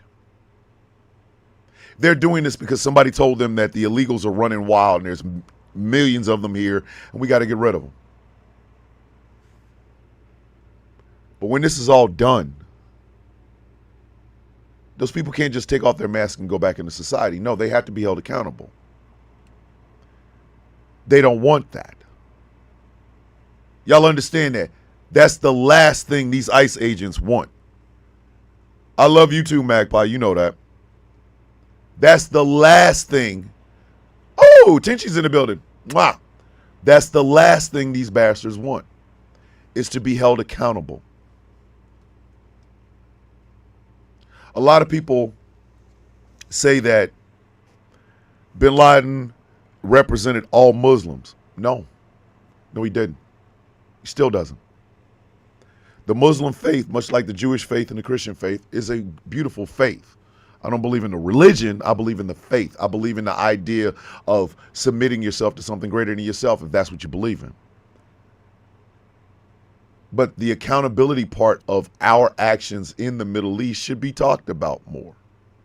Am I saying this what directly led to 9/11? No, I'm not. But I am saying this. We had the Iran hostage situation because we couldn't stay the hell out of Iran, and messing with their damn elections. Mossadegh was a socialist. He nationalized all the oil. They got rid of Mossadegh. They brought in the Shah. The Shah had a brutal regime that was basically on some let them eat cake shit. Ayatollah Khomeini rose to power. He was part of a religious sect that was going to overthrow the Shah. The Shah got exiled out of America. Out of Iran back to America because he also had cancer. And because we wouldn't send the Shah back, they held the hostages for 440-something days.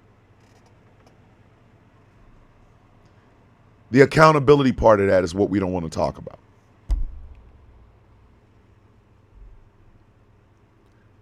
Going back to those voicemails. As long as I held on to them, I didn't have to be accountable to the fact that neither one of those women are here. I didn't have to look and make a hard decision about erasing them. I didn't have to do it. Oh no, I'm gonna keep it. I'm gonna keep them. I'm gonna keep them. I'm gonna keep them. Yep, it's the 4th of September over here, Wolfie.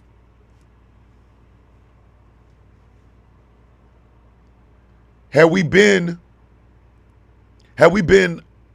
honest and accountable to ourselves after the Oklahoma City bombing, we would have rooted out the white supremacists and white militias and got their ass and sent them to jail.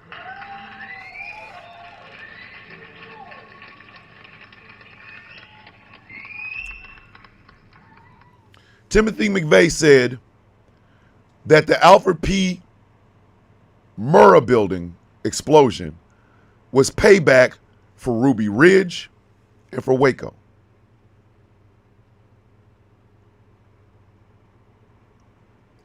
He killed 168 people, 19 children who we call collateral damage, because of what happened in Waco and what happened in Ruby Ridge.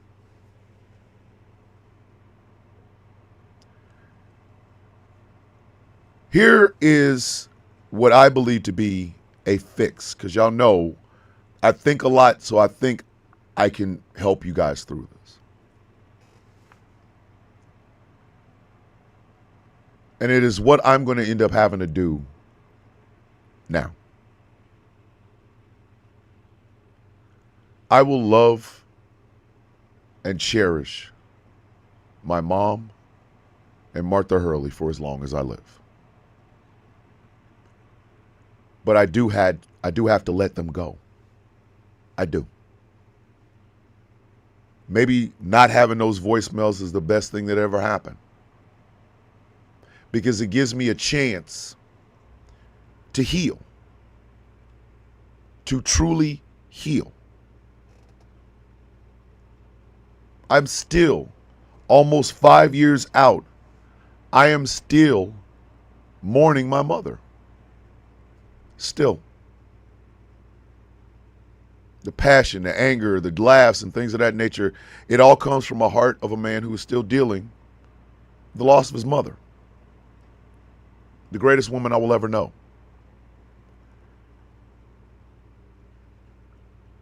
I still miss Martha. Still. I miss seeing her. I miss laughing with her. I miss my dad. I miss my cousin Martha. I miss my aunts. I miss my uncles.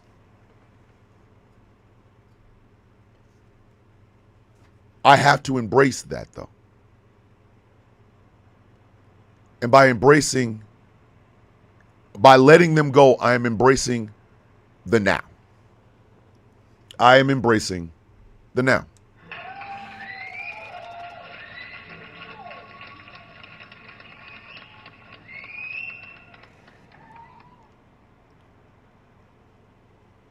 We're not going to get better until we let go. I'm gonna use it. I'm gonna say it in these terms. If you see a trans woman and you can only think of the trans part and not see the total human being, you need to let that shit go. You do. Mary Greenberg should not have to explain to you what intersex is. She should be able to say it and you go figure it out. I'm intersex. Okay, I'm gonna go look that up. It's not our job to walk you through it. It's not a woman's job to walk you through why you cannot subjugate her. Why your big book of bad ideas should not enter into a conversation about what a woman can and cannot do with her own goddamn body and life. You have to let that go. You have to. You have to let that go. This is Magpie. Thomas, I accepted my father's death, but when you said, when you listen to the song, Think of Me and Your Dad, that actually tore me to shreds. I was bawling. And I'm sorry, Magpie. I do apologize for that. But the song June by Copyright is the one I'm talking about. That line, it sucks to lose, but it also sucks we have to share the month of June. I would have shared eternal life before you left. Each month I celebrate my birth. I'm reminded of your death. We have to accept that this country was never that damn good. It always had potential and it never reached it. America, I'm gonna say this again because I know I'm gonna piss off some MAGA when I say it. America had the chance to be great. It just never has done the work to do so.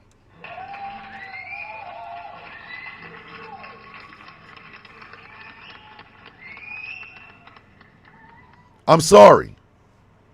We've always had potential to be good. We have just never lived up to it. Never. It takes absolutely nothing to see a person as a human being and let him go. Cost you zip.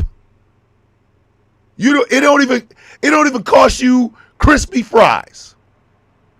Cost you nothing to see a person as a human being and let them live their life. Any deviation from that is on you. It is on you. It's not on the person that you're looking at. I'm sorry, ladies and gentlemen. EOs do not change the world. EOs do not change society. Executive orders are just that, executive orders. They can be erased by the next person that sits in the White House. That's it. So if you're sitting there nostalgia for having this white president who made you feel great and not looking at the damage this son of a bitch has done, you are not being honest with yourself. You would rather hold on to that nostalgia. It is rotting you from the inside. You have to let it go. You gotta let it go. This idea that black women are the source and scourge of the black community, you gotta let that shit go. Kevin Samuels is dead. I'm sorry. I know it hurts your feelings. I don't give a shit. Kevin Samuels is dead. Kevin Samuels died broke and alone. You can advocate for men without being a misogynistic dick. You can do these things. You have the power to do so. It's like Grayskull. By the power of me not being a misogynistic dick, I have the power. You know what I'm saying?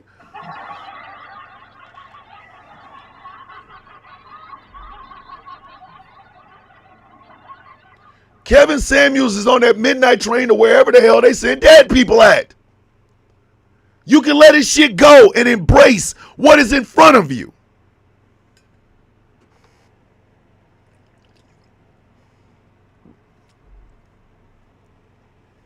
Fatherhood. Fatherhood changed me. I wasn't the best dad. I was piss poor if you really want to be honest about it. Wasn't from lack of effort. It was from me fighting my own mind. Me having a colossal one-on-one battle with my own goddamn brain. And not even having the energy to be a father after that. I was a piss poor father. I'll be the first person to say it. Did it mean I didn't love my kids? Pfft, no. I loved them with everything in me. I wouldn't be sitting in this chair if it wasn't for them. My kids saved me, but it wasn't their job to do so. It was mine. I had to accept things. And I'm not going to lie, I didn't. I didn't. I was able to fool myself. When my cat Midnight died, I realized right then and there that I had lied. I was lying. In 2008, when I was going through the worst depression I had, I didn't even talk to anybody, not even my wife. My wife had to convey to my kids and her kids, my stepkids, what was going on with me. And they didn't understand. They were kids. They just thought I was being lazy and watching mom work and this, that, and the third. They didn't realize I couldn't even get out of my own head. The only friend I had was a black cat by the name of Midnight. Midnight would sleep on my chest or sleep between my legs. When I'm watching The Dark Knight over and over and over again, who's sitting right next to me? Midnight. Midnight kept me from going in the basement. She did that several times. Because she was like, you ain't all here, homie. I'm going to need you to get your black ass back over there. That cat saved me. And then I lied to her. Told her I was okay. And I wasn't. I told her all of this the day she died. And then I went, because it was a Saturday, I had to bury her. So I buried her in a field. I cried my ass off. But I told her, I'm going to be okay. I'm going to be okay. You don't have to worry about me no more, Midnight. I got it. I'm going to be okay. I wasn't. And it took me 10, 11 years to figure that out. I wasn't okay.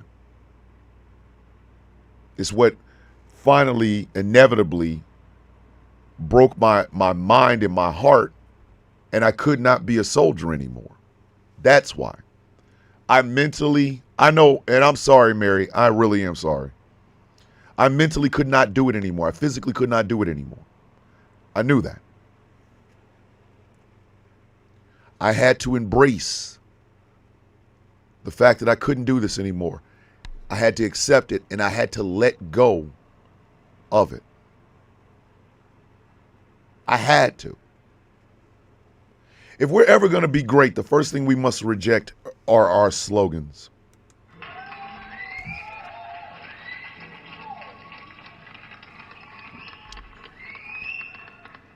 You want greatness in this country? Stop giving me slogans. I don't want to hear the words freedom and liberty fly out your mouth. I don't care. I don't. I'm sorry, I don't. Let that shit go. Let it go. I'm sorry. I don't want to hear it. I don't want to hear Lee Greenwood's God Bless the USA ever the F again. I don't want to hear that goddamn song.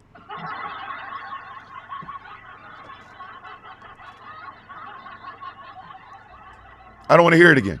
I don't. Because it doesn't mean shit. If I believed in God, I would believe that God is not going to bless this bitch because it's not going to act right. Sorry, I don't care. I don't give a shit. I don't want to hear slogans. I don't want to see another towhead white boy, a white kid, running through a wheat field with an American flag blowing in the background. Bitch, I don't want to see that shit no more. Don't give me that shit.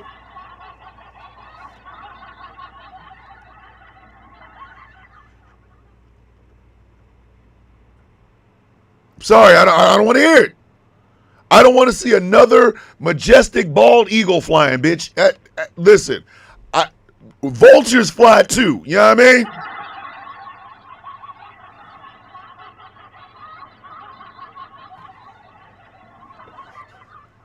While you looking at the majestic American bald eagle, I'm looking at the majestic vulture. And after you hang me, kiss my ass. The vulture gonna eat, bitch. The vulture I think the vulture is sexy. I think the vulture hangs out with the boy bird and they look delicious. Both of them sitting there going, okay, after that eagle fall and die, bitch, we gonna eat. We gonna eat like a mug, bruh.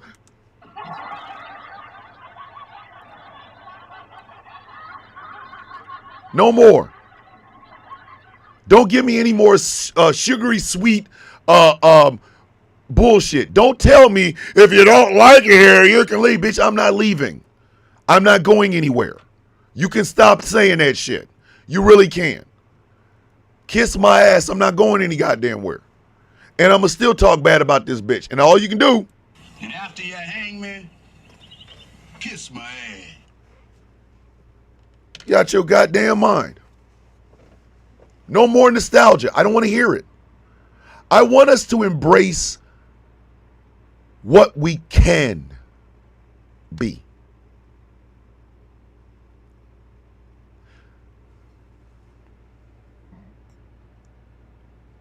My mother, my father, my aunts, my uncles, the cousins I've lost, the loved ones I've lost, the friends I've lost, they want me to go forward.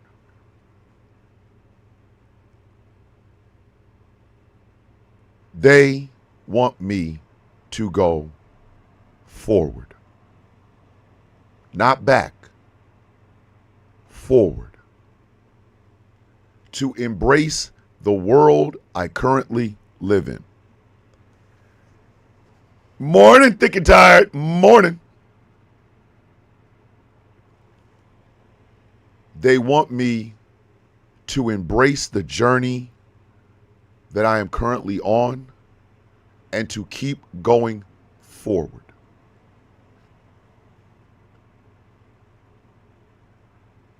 Those people that I've lost in the past demand me to give the love they gave to me back to everyone. It is the man that my mother and father raised me to be. It is the man my uncles and aunts helped to guide. Where my friends who are no longer here, they speak to me and say, keep going forward. Thomas Rightfinger, one of my old friends from FSC 92nd, who is gone. Go forward. Embrace the journey. They demand that I do this. I can't feel their hands on me. I can't feel their hugs, but I can hear their words. And that matters. I want a country that best reflects who I am and who my country can be. Understand something, ladies and gentlemen. Diversity is not a bad word. Diversity is how we make America great.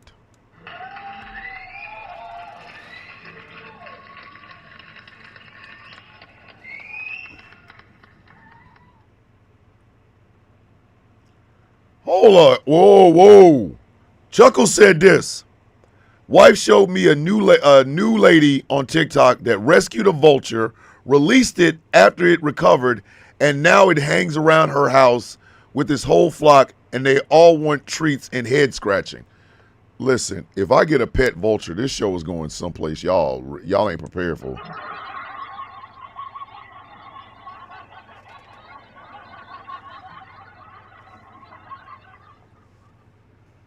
If y'all don't think I won't hang something off these goddamn wood planks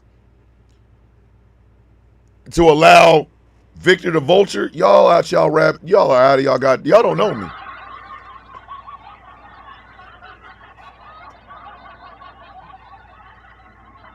Listen, let me explain this something to y'all. Let me get a vulture. Let me get a vulture. Let a vulture, let me tame a vulture. Have him sitting in here. His name is Victor. Listen, Victor's whole catchphrase is going to be like, and after you hang me, kiss my ass. I'm going to get him to react every time that shit is played.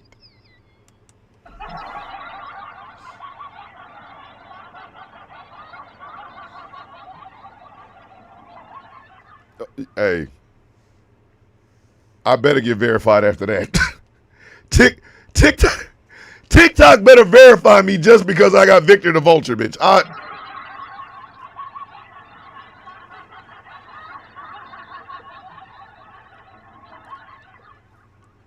going to have a cactus named Persepolis, a vulture over my shoulder named Victor, and the Boat bird head.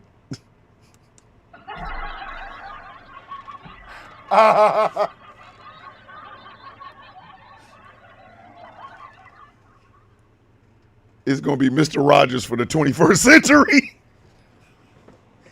It's a beautiful day in the shed. It is a beautiful day for my neighbors. Would you be mine? Quah! Could you be mine? Quah! I've always wanted to have a vulture right over my shoulder. And if you don't like me, kiss my ass after you hang me so. Let's make the most of this beautiful show. If you come in here, it's ejectocito. Would you be mine? Could you be mine? Can you hang out with the coffee beans?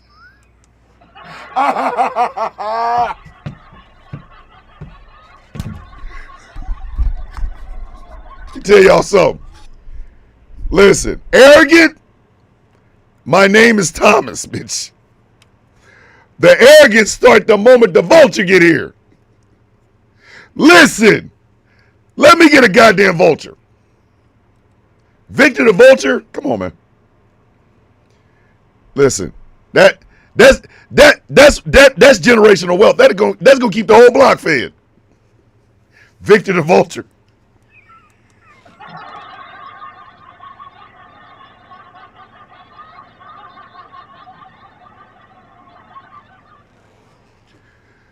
See, Chuckles is out here giving up $1 million worth of bird game for $9.99 and some bird seed. He said, oh, and Magpie, we have a local murder of crows that adopted a magpie into their group.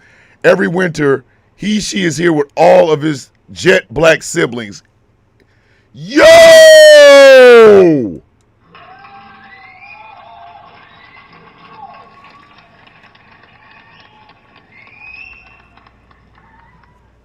Am I going to name the boy bird? He's already got a name. His name's Boab. Explain something to y'all.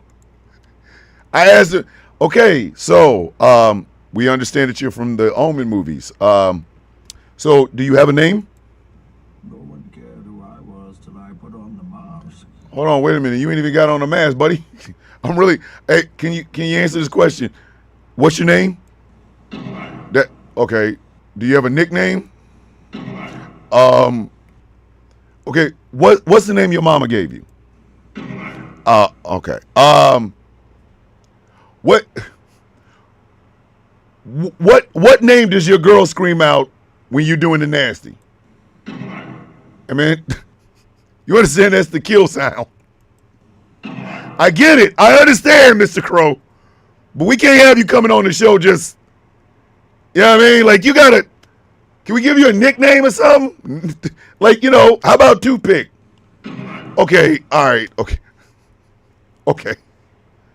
Ladies and gentlemen, here he is, the murder bird. I don't know what to tell you, bro. I don't know how to fix this situation. I am not equipped.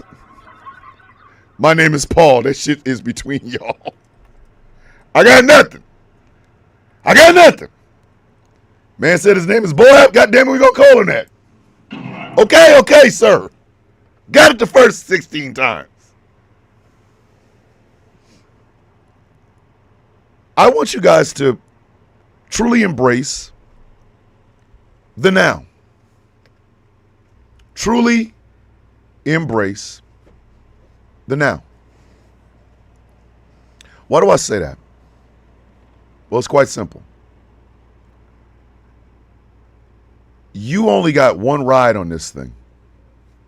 You only have one ride on this. You got to make that shit count.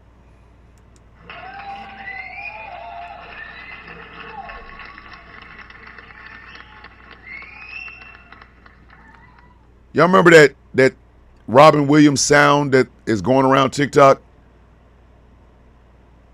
I don't know if I made any impact in this world, but I know I tried or something like that. I don't know if I've ever made any impact in anybody's life. People tell me that, but I don't take it as gospel. It doesn't fuel my ego or anything like that. I don't know. I don't. I know I think after about 6 months into this TikTok shit, I stopped looking at the view count on my videos. My co-owner and one of my closest friends, my brother Jeff Kennedy, has entered the YouTube chats. Hey Jeff, how you doing?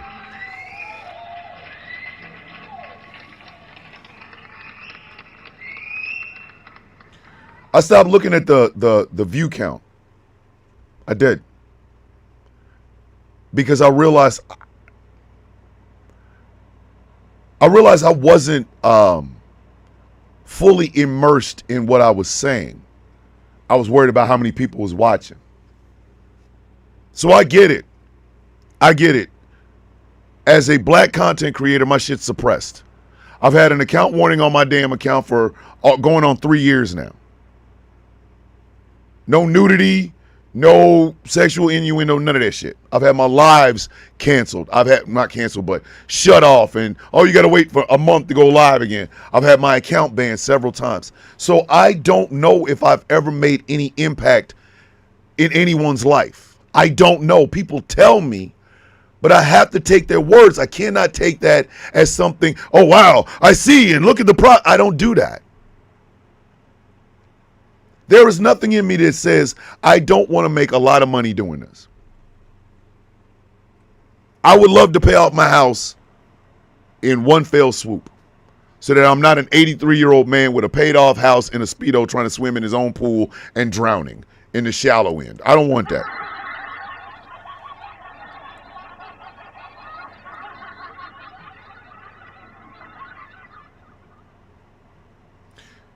The reason I don't know is because I'm trying to embrace living.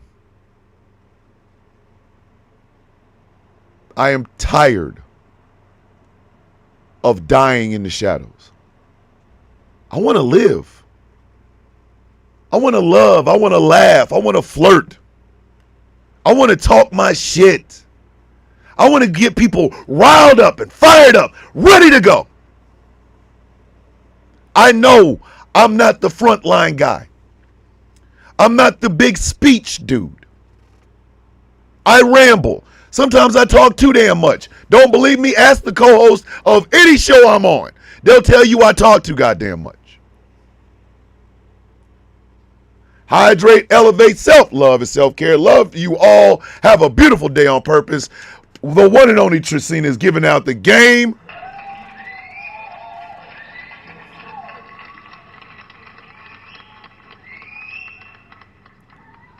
I want to give somebody hope.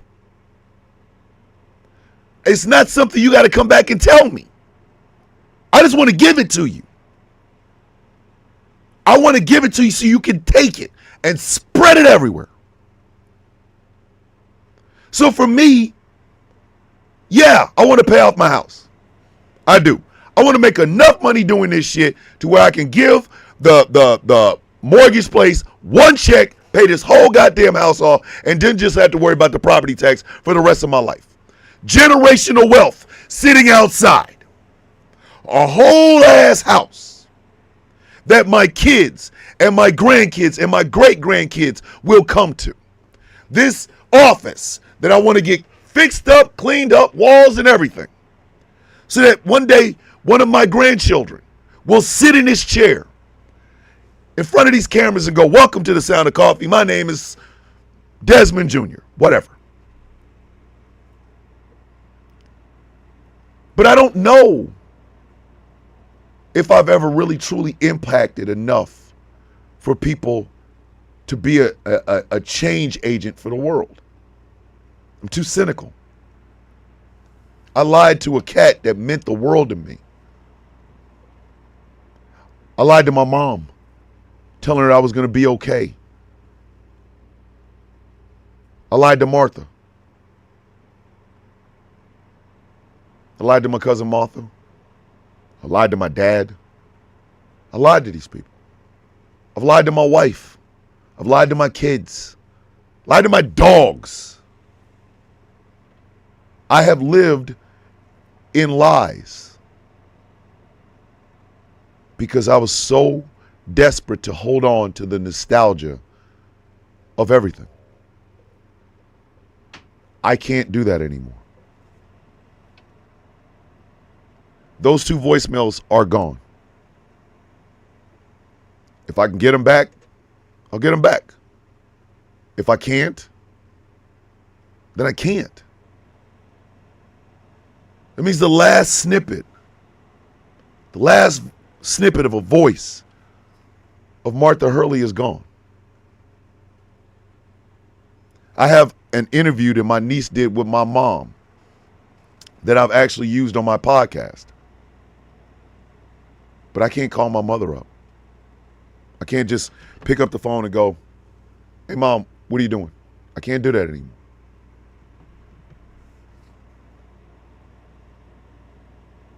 I lost and regained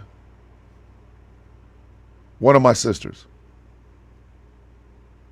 We're back to having conversations, deep ones, painful ones.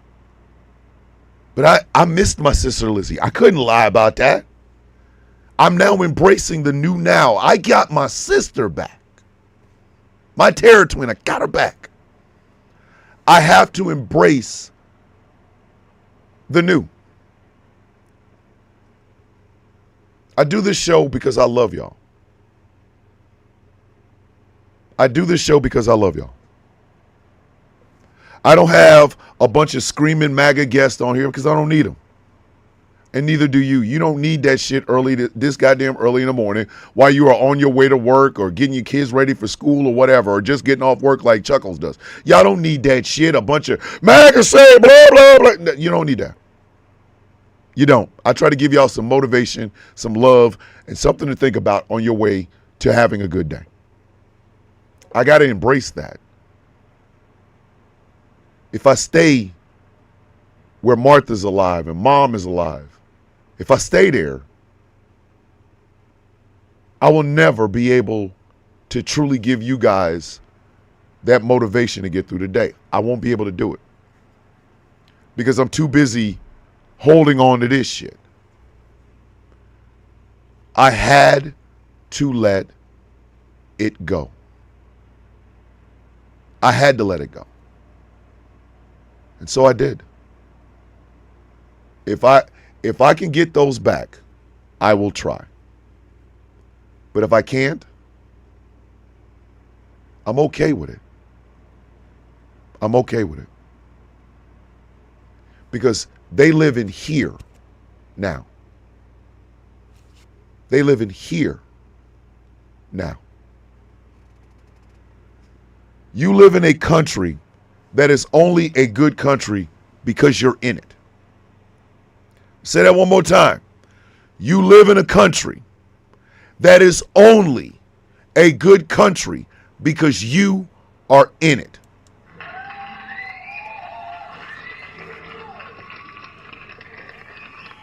That is it. That is it. That's it. It is not about our military might. It is not about our nuclear weapons. It's not about that goddamn flag. It is because of you. Without us, this is great real estate. Without this country, we're still Americans. We are America. Us, the 330 something odd million souls that occupy these states.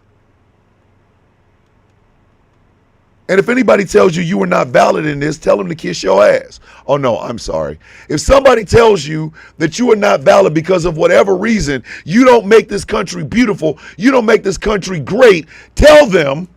And after you hang me, kiss my ass. Tell them to kiss your ass. Tell them to kiss your ass. Be very, very nasty about it if you have to be.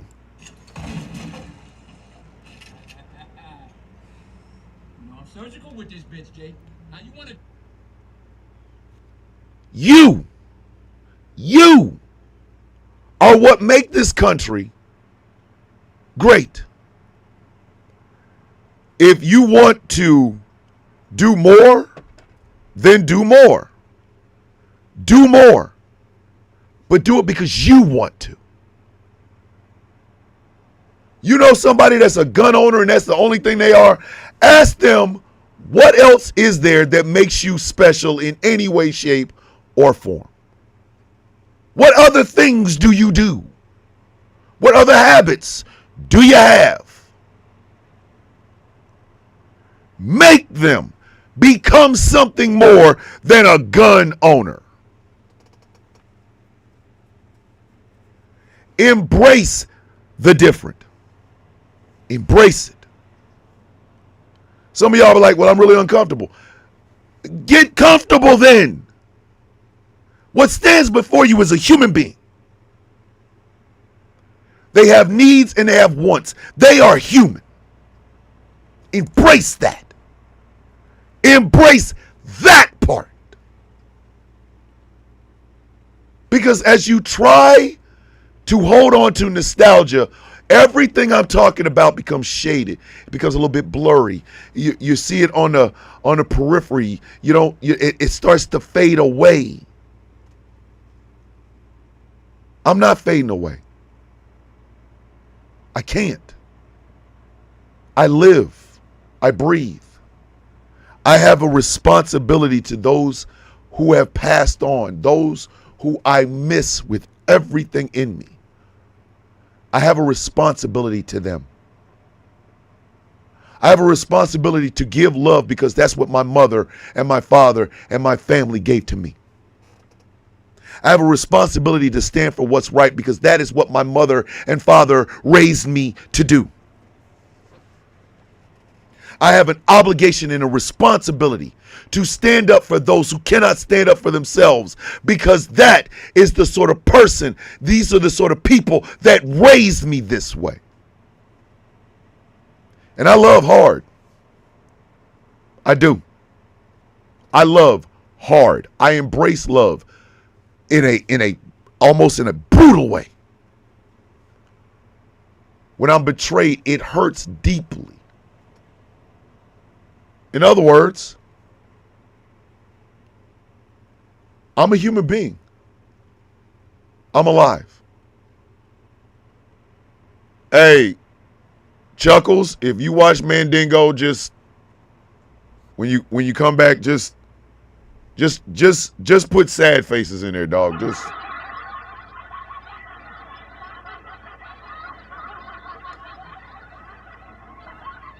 if you have never seen Mandingo,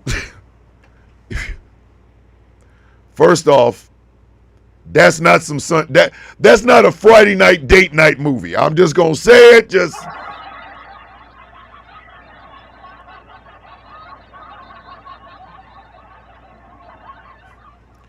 When George Jefferson's next door neighbor is looking in the ass crack of black people, I'm like, okay, this movie, whoa, this movie is something. I'm leaving here with something. You know what I mean? I'm from around the way. I'm leaving with something. That movie is from around the way, for real, for real. Hey, ask Chaos, he in here. Chaos knows what I'm talking about. Woo! I just took this clip. And after you hang me, kiss my ass. Listen, that whole film will have you going, all right, I don't want to see. I just want a sandwich and I want to lay down with my big pillow. Like, God damn.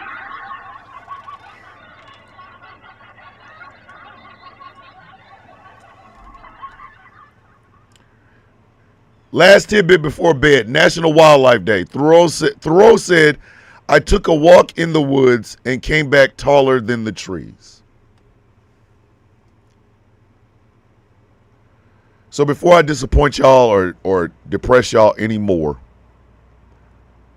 I want to end this show this way. There isn't a day that I sit on this microphone in front of y'all that I am not both joyful and humbled. I don't care. It's 65 people in this room now on TikTok. 65. There's 23 on YouTube. You can add that number, really don't care. It's the fact that you guys took the time. Y'all took your time to come in and hang out with me. That means something to me.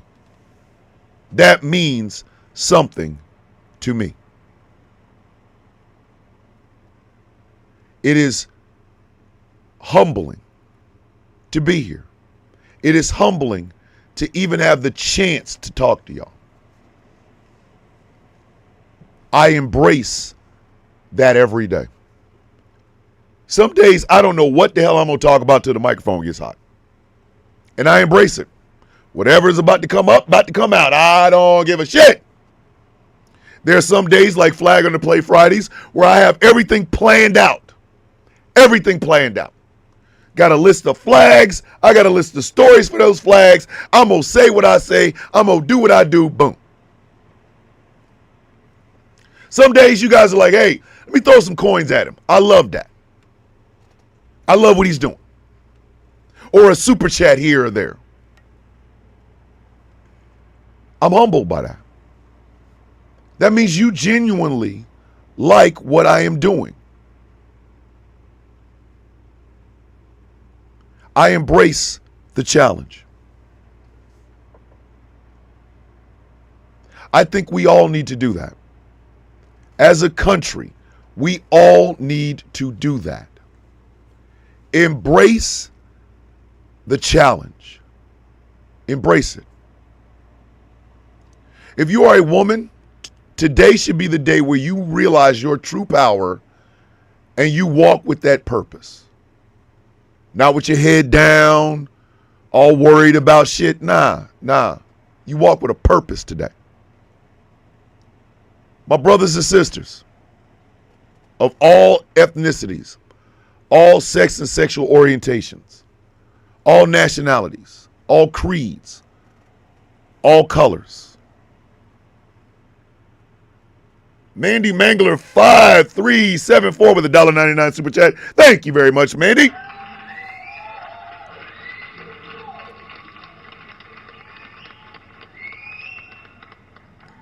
Embrace the journey. The destination is the same for all of us. It does not matter. So you embrace the journey. Embrace this journey. Love on, when I tell y'all love on yourself, that is a commandment. Love the person that you are. Love everything that you had to go through to get here. Love it. Love that person that you see in the mirror. Love the skin that they're in. Love the hair that they have. Love their eyes. Love the person you see in the mirror every day. Embrace that. Because when you do, when you embrace that person and you let go of the nostalgia of the person you thought you were, you are better equipped to deal with the world as it is. With a full heart, with a strong mind, and a purpose. To midnight, Yes, I did lie to you. But I'm getting better every day. I'm trying to be better than I was the day before. I will stumble, I'll fall, I'll mess up, I promise you. But I am trying to literally live up to what you did for me. And I love you for that. To Martha, I will never be able to tell you how truly special you are to me. How just knowing you made my life better. And how much I genuinely, with a 100% love you. And I will miss you always. I've always talked to Mom. I will do my best, Mom. In all things. I will always be the son you raised.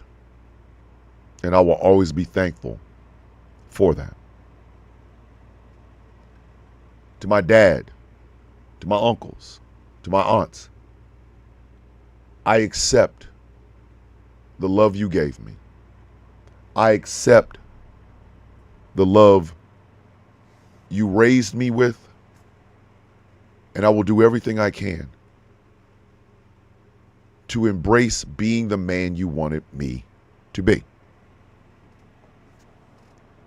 To the coffee beans.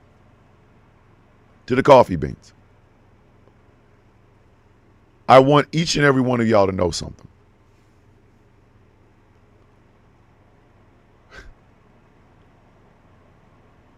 There is absolutely nothing wrong with you. I'll say that one more time. There is nothing wrong with you. There is nothing bad about you. There is nothing that you should be ashamed of. Yes, ladies and gentlemen, you have gone through things, and you may have made some badass decisions in there, and I understand that. But you are not defined by those decisions. You're never defined by those decisions. So, a little bit of music on the way out the door. A little bit of the maestro. But I want y'all, good morning, Davina, with your sexy ass. I want you all to understand something. You are the best of America. Your worth is always in here and in here. It ain't got shit to do with the money in your pocket. It ain't got shit to do with the car that you drive. It does not mean anything without you being in it. I need y'all to remember that. I need y'all to embrace that. To accept that you are part of a beautiful tapestry. And that no matter what happens, the tapestry is not as good without you being here. Don't you let these people, do not let these goddamn people tell you that your worth is based on some bullshit. It's not. It ain't. It's not based on that bullshit. You know what it's based on? You. What's in here and in here. You don't have to be somebody else. Be you. You don't have to be the better version of somebody else. Be you. I do what I do because I love the way I love. I love the things that I do. I love doing this show for you. I love it. I embrace it. I give that love back because it was given to me freely. If America's going to be anything, we got to stop listening to slogans. Slogans are hollow. They are nostalgia that will wrap you up and bring you down. You cannot do that. You don't have the time for that. Embrace the new. The new, where human beings can live as they want to live. That things like trans and intersex aren't scary words. They're simply designations of a person. Where the Jew, the Muslim, and the Christian both pray to an awesome God that has different names, and their religions should not get in the way of that. A place where women can control their destinies, no matter what it is that they want to do. They can control it, and they can change the goddamn world. Embrace a world where blackness isn't scary. It is a celebration of the places we came from and the strides we've made. Embrace it. Reject those who want us to conserve the old ways. The old ways were bad then, they're bad now, they'll be bad 200 years from now. Embrace the new. Embrace yourself. Understand what your power is. Understand how incredibly great you are by simply being here. What do we say every day? How you doing? I woke up. Everybody else is effed because I woke up. You all had a chance until I woke up. And today's mine. That's just how it is. That is the coffee bean mantra. We woke up. The moment we got up, it was over. We are the masters of the day, the masters of everything that we can do. And we accept that we will stumble and fall, but in the end, we're going to change the world. To Wolfie, all the way over in Australia, you can change the world, brother. To Leggy Lady in Scotland, you beautiful human being, you can change the world. To Magpie, over in Germany, you have the power to change the world. To Mary, you have the power to change the world. Dave, Taz, Juju, Angry, Smoking Hot, Aaron, you have the power to change the world. And any tears that I shed today, I shed because I know this. I know this because I felt it. Because somebody told it to me. Somebody told it to me. So I give it back to you. I give it to you. Freely, unconditionally, no strings attached. Love. Love.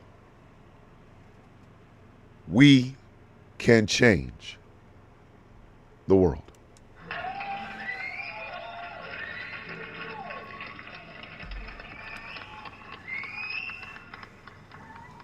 That's your show, kids. I'm sorry if I got deep. It was just on my mind to do. Y'all know tomorrow is Flag on the Play Friday anyway, so y'all gonna get some jokes. Y'all already know y'all gonna get some goddamn jokes in the morning.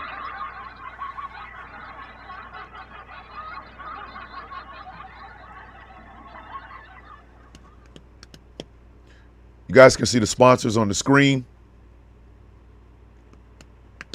You see the Patreon link on the screen. Just tap it if you want to go. What is it we say every day, kids?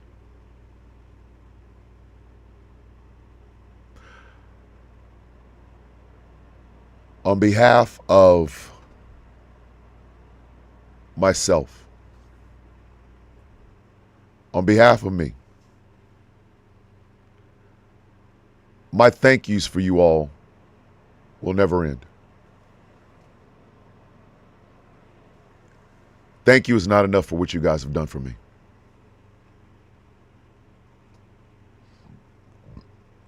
thank you is not enough for what you guys have given me. It's one of the best jobs I've ever had.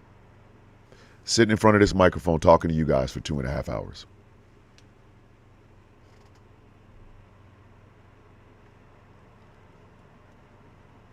Ms. Lyles, you know better. We got you. We got you. Charmaine, we got you. You are embraced and loved in here. So love on yourself today. Love on your coworkers, your friends, the people around you. When you go into a live, first thing you should say is, hey, I'm loving on y'all today. I'm your biggest fan. I today am the biggest fan of every single one of you. I am. Couldn't be prouder. I'm humbled that you're here. And my love for you is eternal. No strings attached. No strings attached at all. So what is it we say every day, kids? Say it with your heart. Say it with your mind. May your day be as sweet as the coffee in your cup. My name is Thomas Bishop. No, let me reset. Let me say that again. My name is Thomas McCormick, professionally known as Thomas the Villain Bishop. I am a father, a husband, a brother, a son. I am a nephew.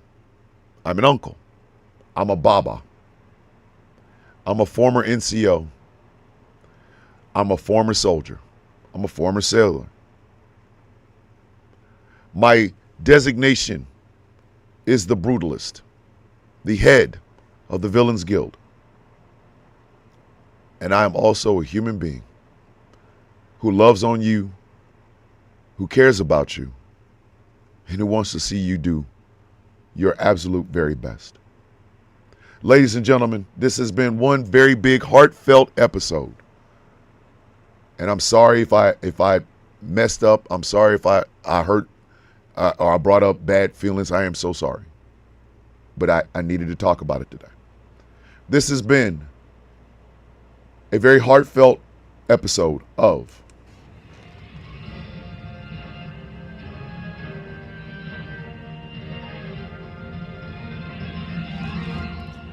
The Sound of Coffee on Ghost Claw Productions Radio. GCPR, where every voice matters. Tonight, it is Superplex Party with myself and the one and only Angry IT Nerd. We will be talking about all the wrestling from last week and this week. Please tune in 9 p.m. Eastern Standard Time on these Ghost Claw Productions Radio airwaves and on our YouTube channel and Facebook. You guys are the best. Simply the best. Not because you follow me, not because you watch, not because you give me money, but because, goddammit, you woke up that way.